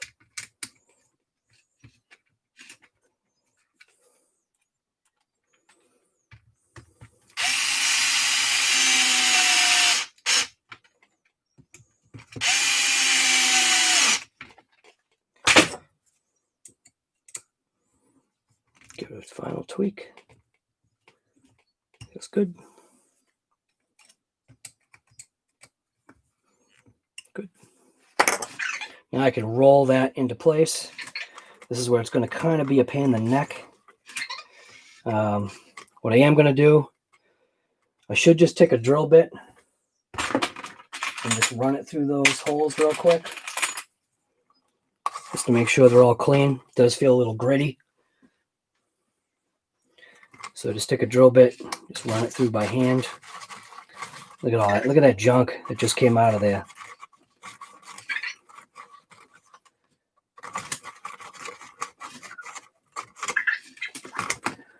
Same thing on this side.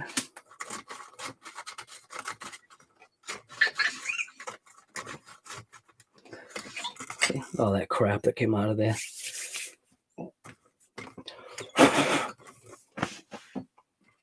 Now, this is the fun part.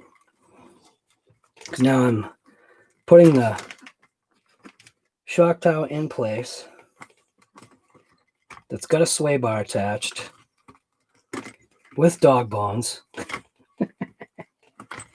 And that's going to settle down right there.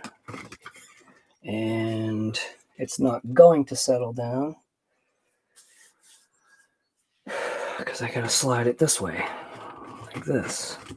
That's better. 2 shorter screws on the top. I'm just going to buzz them in real quick just to kind of hold them in place.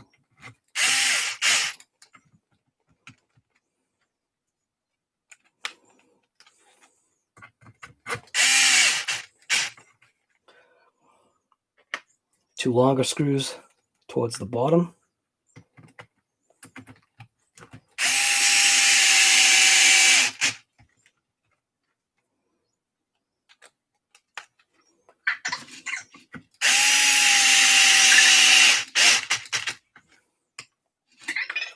I'm going to tweak these top ones.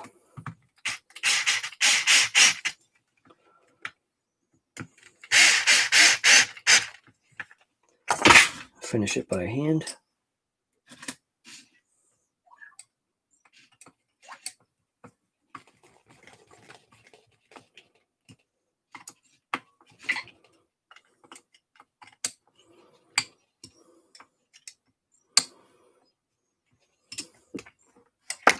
Now I'm going to spread those little wings there. I'm going to slide my sway bar into place on the top. I'm going to try to feed the dog bones into place at the same time. Start with one side. Might be easier if I just grab it like that.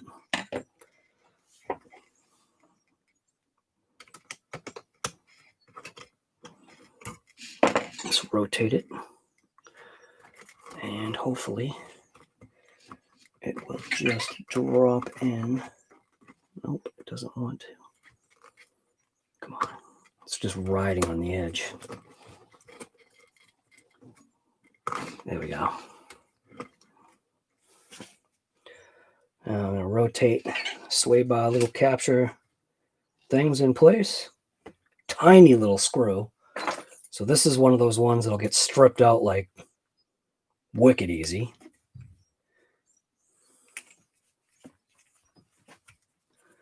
Just go nice and easy with that by hand. Just the slightest tweak. Slightest tweak. Same thing on the top. Screw that in. Slight tweak. Same thing on that bottom one. Drive it home right till it gets to the base. And then just the slightest tweak. And that one is already stripped. Now see that one. Look at that. Now that one has never been touched. And that one is already stripped.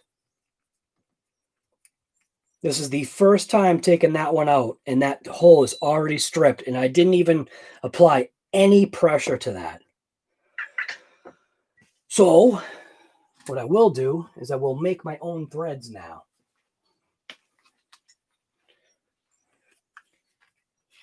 So take my tire glue, put my tire glue, a drop on the screw, on the tip, just like that. Now I'm going to thread it back in, right till it stops, and then leave it. Done.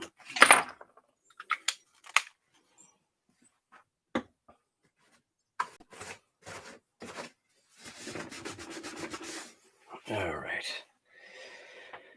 So now where I'm at. Toss a pin on that side. Pins are pretty clean.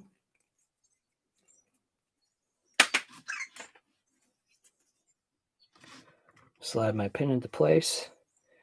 And did I remember to put those lower screws on? Yes, I did. So slide my pin so it goes into that back pin holder. Now I'm going to move on to this side, get this side into place, I hope, without too much fight.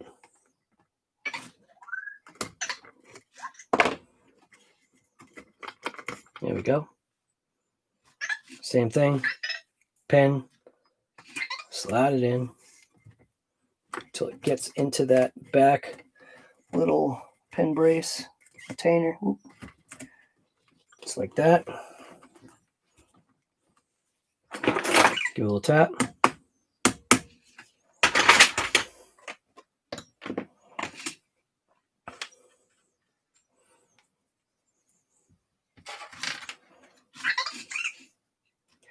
Now I take my metal front pin brace or pin holder with the cap. I'll place those over. Put that pin in. Slide that down.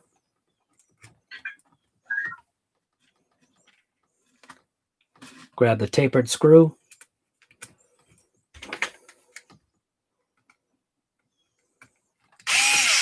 And hopefully drive it home.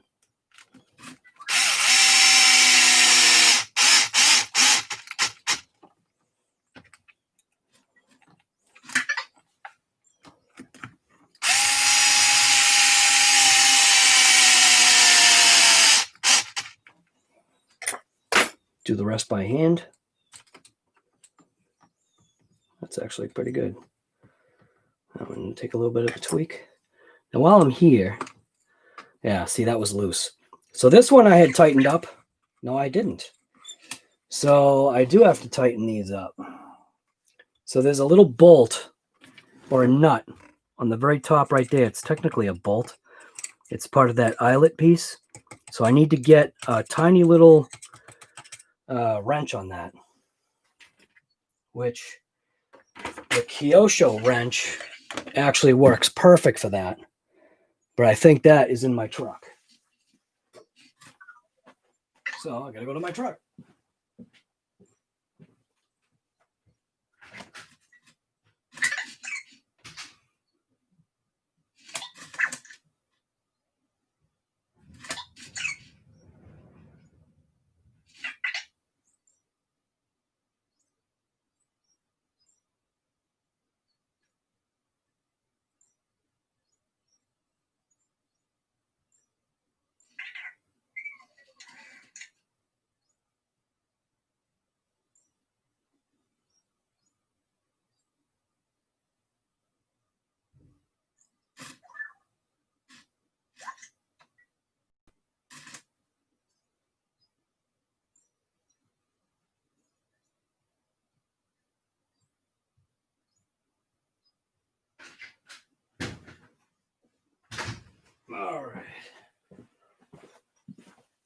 this right in here. It's a little case that I usually just take with me. Got this nice little KAIJU wrench right here, which works great for these occasions.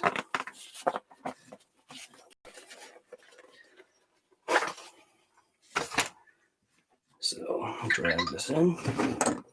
Watch out for that. KAIJU wrench. I hope it's going to get in there. Watch it make a liar out of me.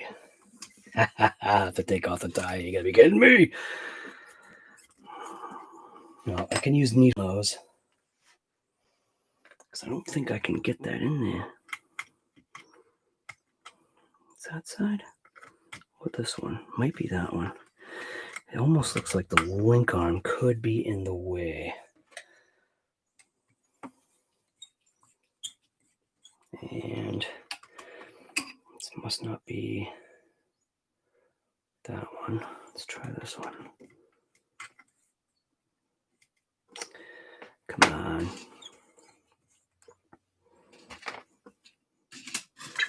Let's see. See, I don't think I can.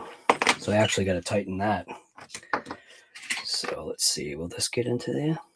Is that 5.5? Yeah. All right. So what I'm going to do is I'm going to take off this nylock.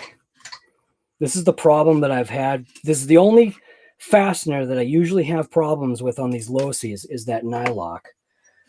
The nylocks, for some reason, on these Losis don't seem to like work very well. So now I've got to find that. Where'd it go? It's gone forever.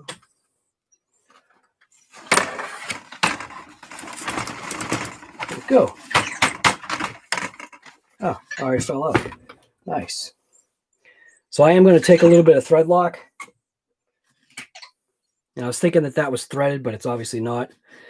And I am going to put some thread lock actually on this nylock. Because like I said, with these Losis, this is the only issue I usually ever have.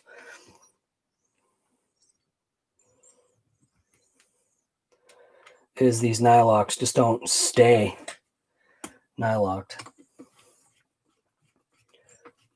There we go. Now I can get that in there.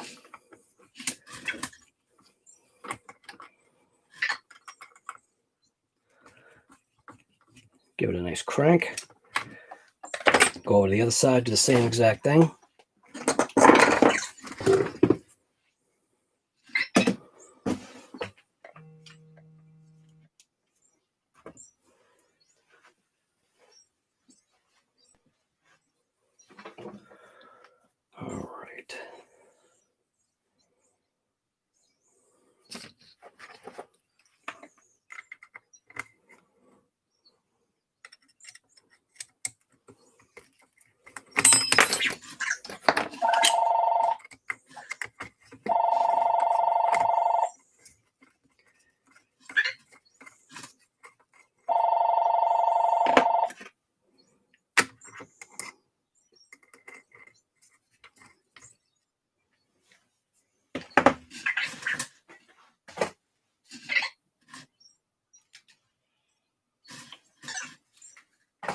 All right. Take a little bit of thread lock, stick it on there.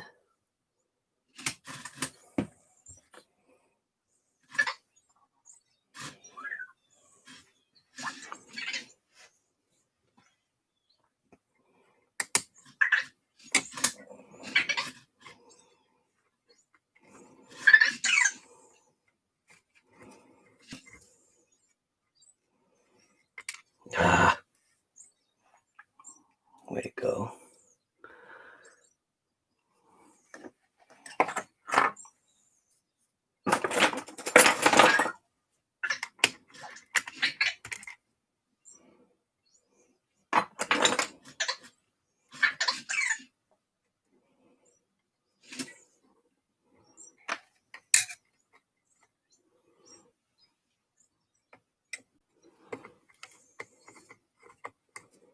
Come on, get on there. There we go.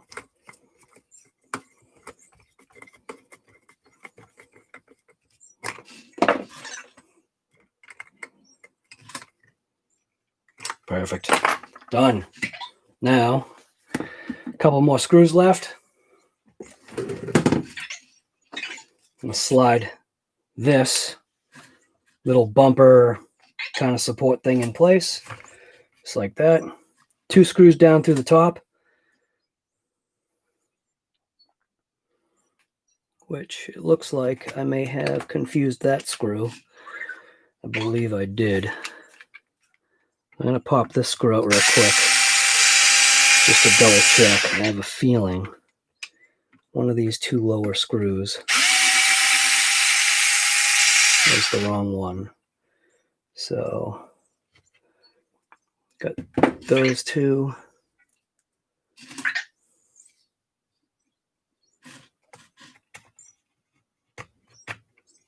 And I got this little bracket. So this bracket was supposed to go on first. So I'll toss this off. Take this one off.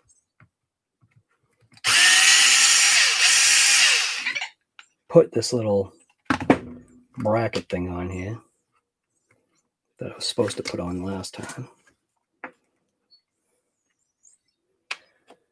Now, got 1, 2, 3, 4. Where's the other ones?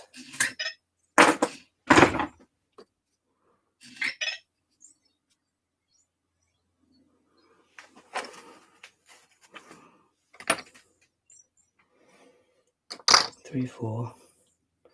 So those short ones go in there. The 2 shorter ones up top. The longer ones down bottom.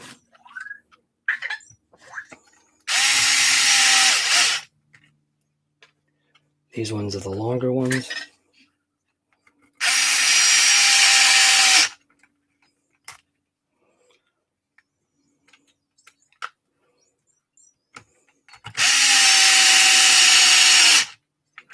Short one or medium.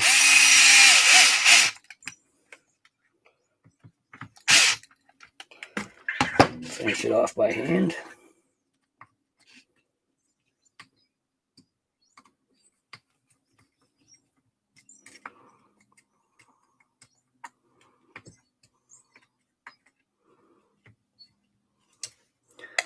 Now I can put this brace thing on. Bumper. 2 screws down through the top.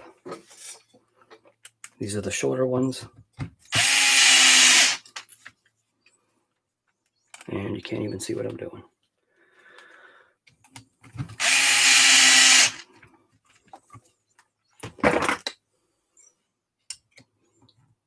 Crank. Crank. 4 more screws left. Flip it upside down. Add the tires. Bit change.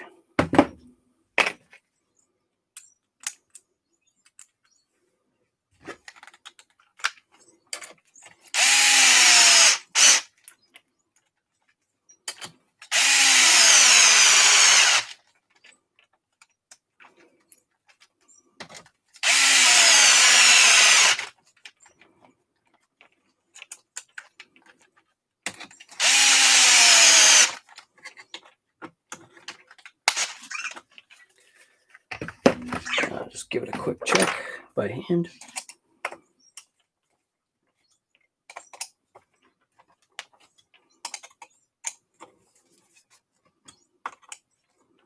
Bam, that's it. All right, now let's see. If I plug a battery pack into it, are we going to get wheel rotation or no? Let's see what happens. Plug her in. Hopefully this is the right remote. Mode on, car on.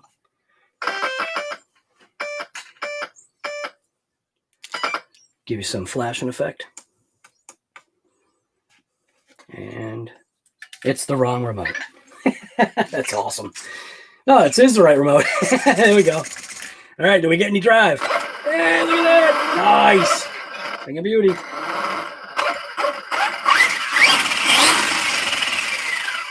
That is going to be one happy vehicle now. Love it.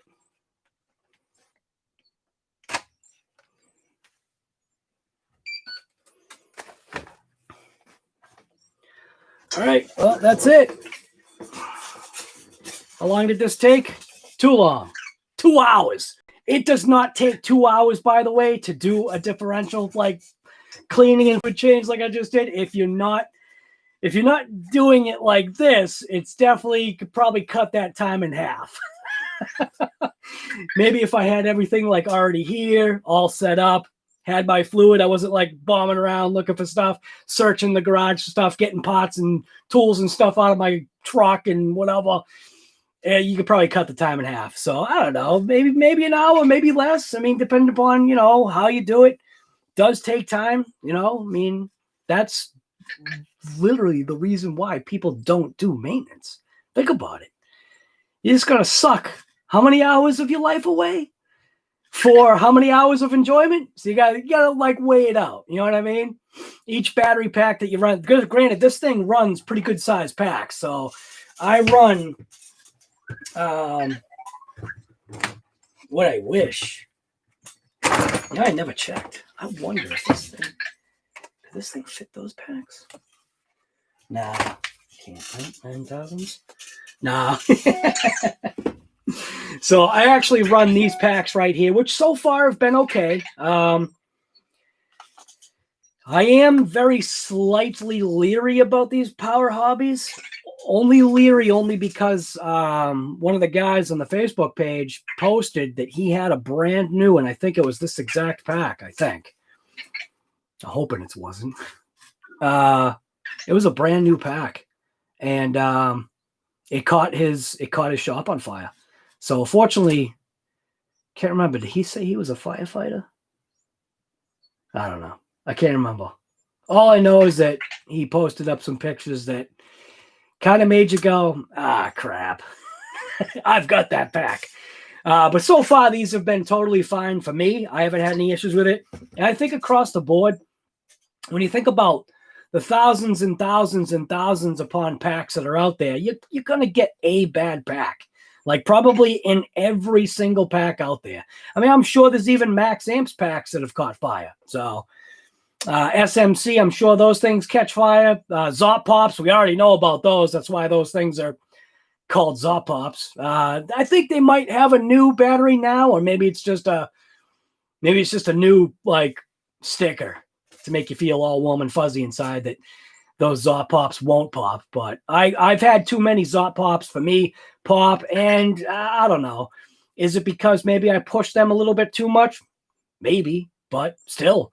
That made up my mind that no, it's not worth it. Did I pay only like 22 to 28 bucks per pack? Yep. But I mean, I had to try it. I had to try it for myself. I had to see what is up with these Zop Pops. So anyways, that's it. COVID and coffee from RC Guy Garage. Hopefully you guys enjoyed it. It's just the mundane, like, is mundane the right word? It's just the inevitable that eventually you're going to have to service your RCs, just like you service your own vehicle. If you throw 30,000 miles on an engine without doing an oil change, you're causing some damage. And these differentials were probably a couple of packs out.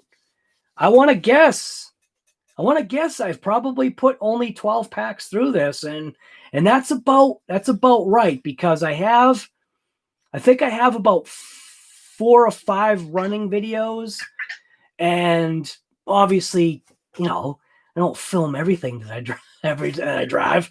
I want to get out there and rip it too and enjoy.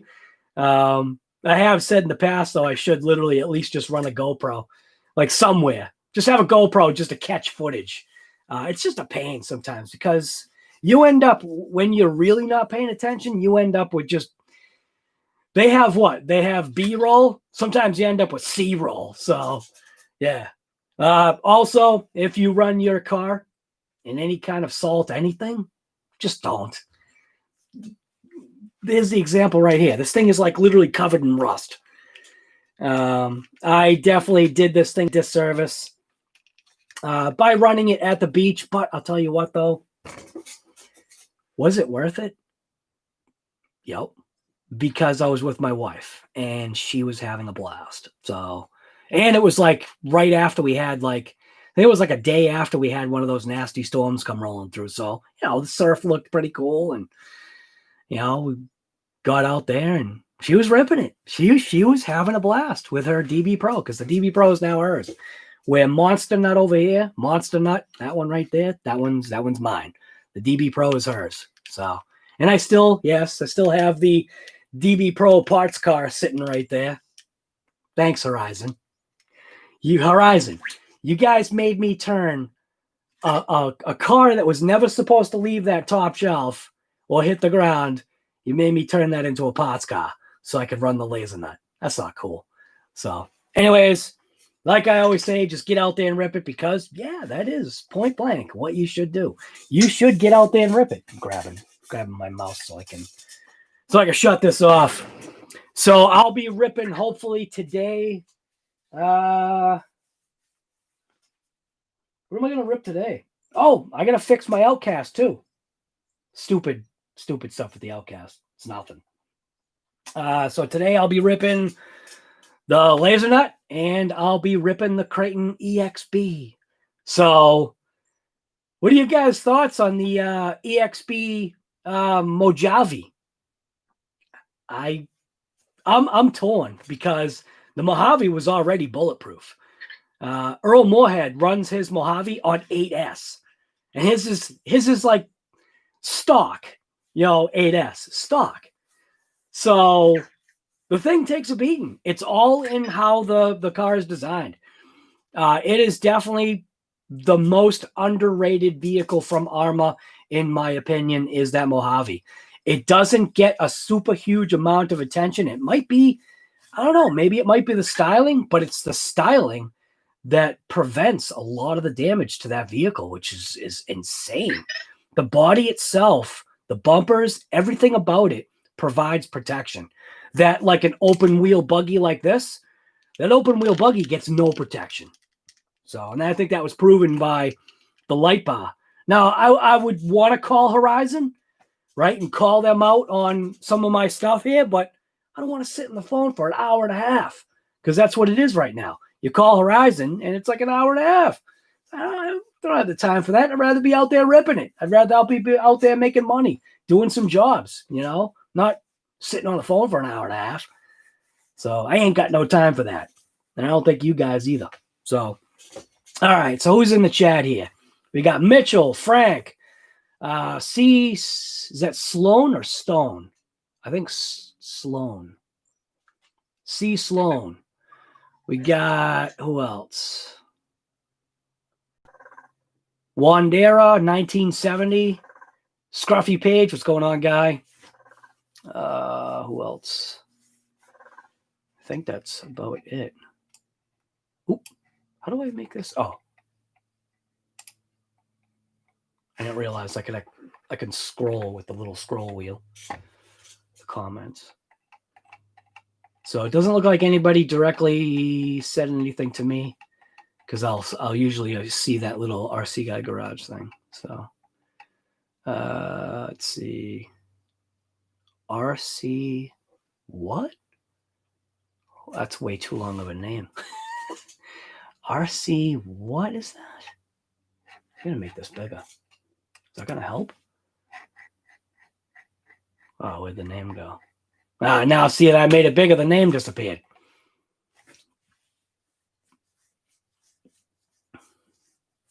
Oh, on the RC Master, if you're still here, is that dirt or rust? That's rust. So it's RC. I can't even read that. Gustavo Mode Sport, I think. Model Sport. I think that's what that says. I'm wicked far away from my computer right now. My computer's like way over there. Well, far enough. Like it's like 4 feet away from me. I can't see even though I got glasses on. RC Ritter. RC Rorschach. I think that's it. Yeah. All right. Well, like I said, always say it. Get out there and rip it. Scruffy Page. Please read my last post letting my... What? Please read my last post letting my RC fan know. Scruffy Page. Where's your last post? Scruffy Page.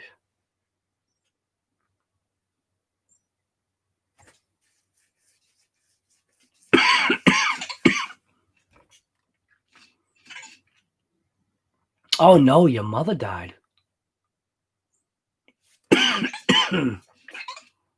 Sorry about it. Scruffy. Was it expected, or was it like a not that it matters, but sometimes it's easier if it was like an expected thing.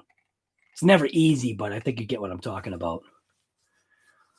That's a bummer, man. I think I can. I wish this computer wasn't so. How come I can't make the words bigger?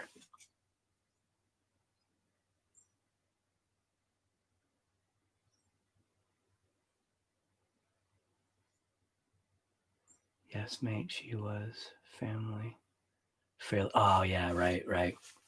Yeah, because it's like, I mean, either way, whenever there's a loss, you know, it's still a loss. But if it's one of those ones that's, you know, expected kind of thing, like sometimes people have a timeline of that. It kind of makes it a little easier because you kind of like prepare for it a little ahead, kind of. But yeah, still the loss overall, no good, man.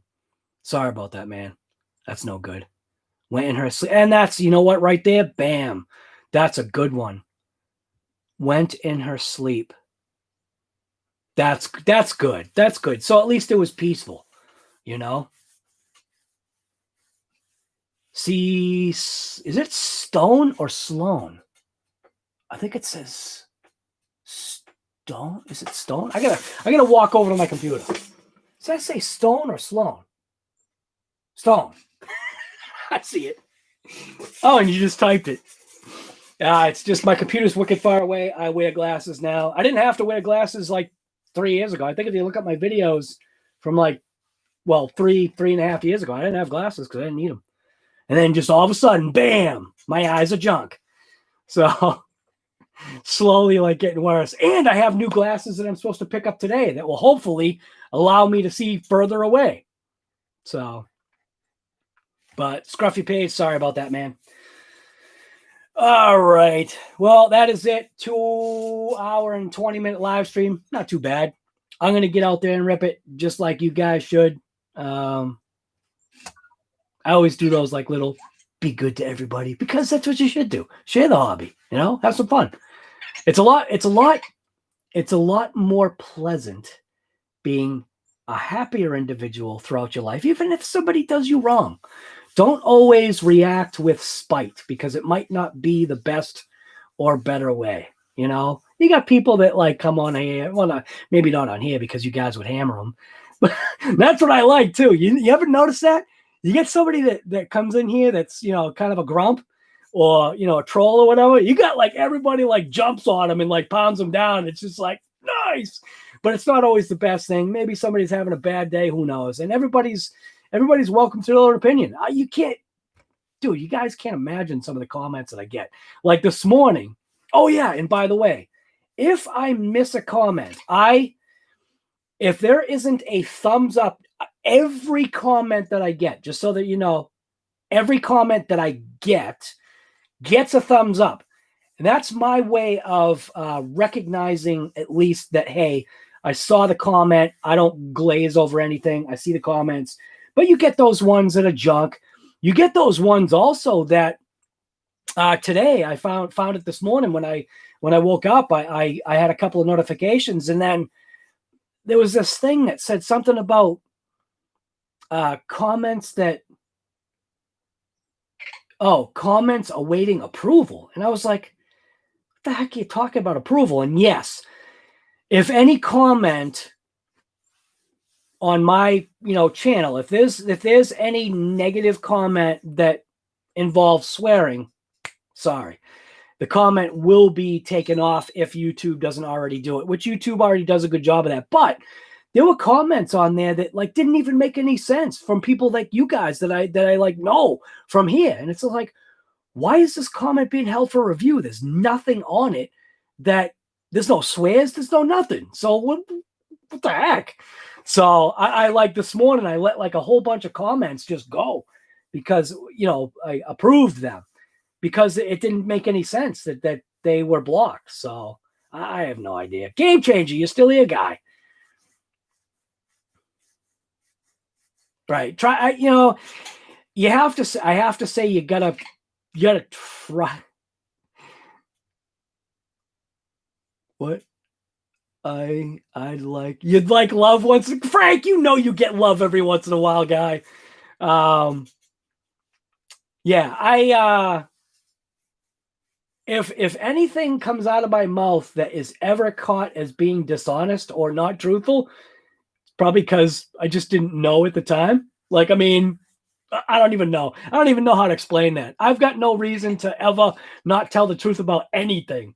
Even when I did those little, toy RC cars, listen to the truth that's in there. I'm like struggling because like while I'm driving the car, I'm like, man, this thing should be doing like way better than it is based upon the specs.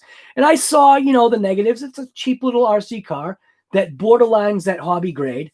And those are, they're from China, but they're trying to do better. And I think what I do is I take away like from the cars that I had when I was a kid. You broke it, that was it. If you broke a front knuckle, there were no replacement parts. At least on those little things, you break a little front knuckle or you blow out a bearing, they actually have part numbers, which is pretty cool. One of my first favorite RCs was a KAIJU Turbo Hopper. Man, now if I could ever pick up one of those KAIJU Turbo Hoppers, I probably would, just as that, like, place it right there on the thing as just like a nostalgia kind of thing. Because I had a blast with those little cars. There was also another one that I got too. I think it was from Radio Shack. I think it was like black, yellow, and white. I think the wheels were either yellow or white. And I think like maybe the body was like white, yellow, black or something. I don't remember, but that was a fun little RC car. And that was when I was a kid. So, but the KAIJU Turbo Hopper was definitely, it was my most fun favorite little RC to like rip. Had a 2-speed gearbox that you would switch in the back. It was only 2-wheel drive. Spring suspension, but it was a blast and it took a beating.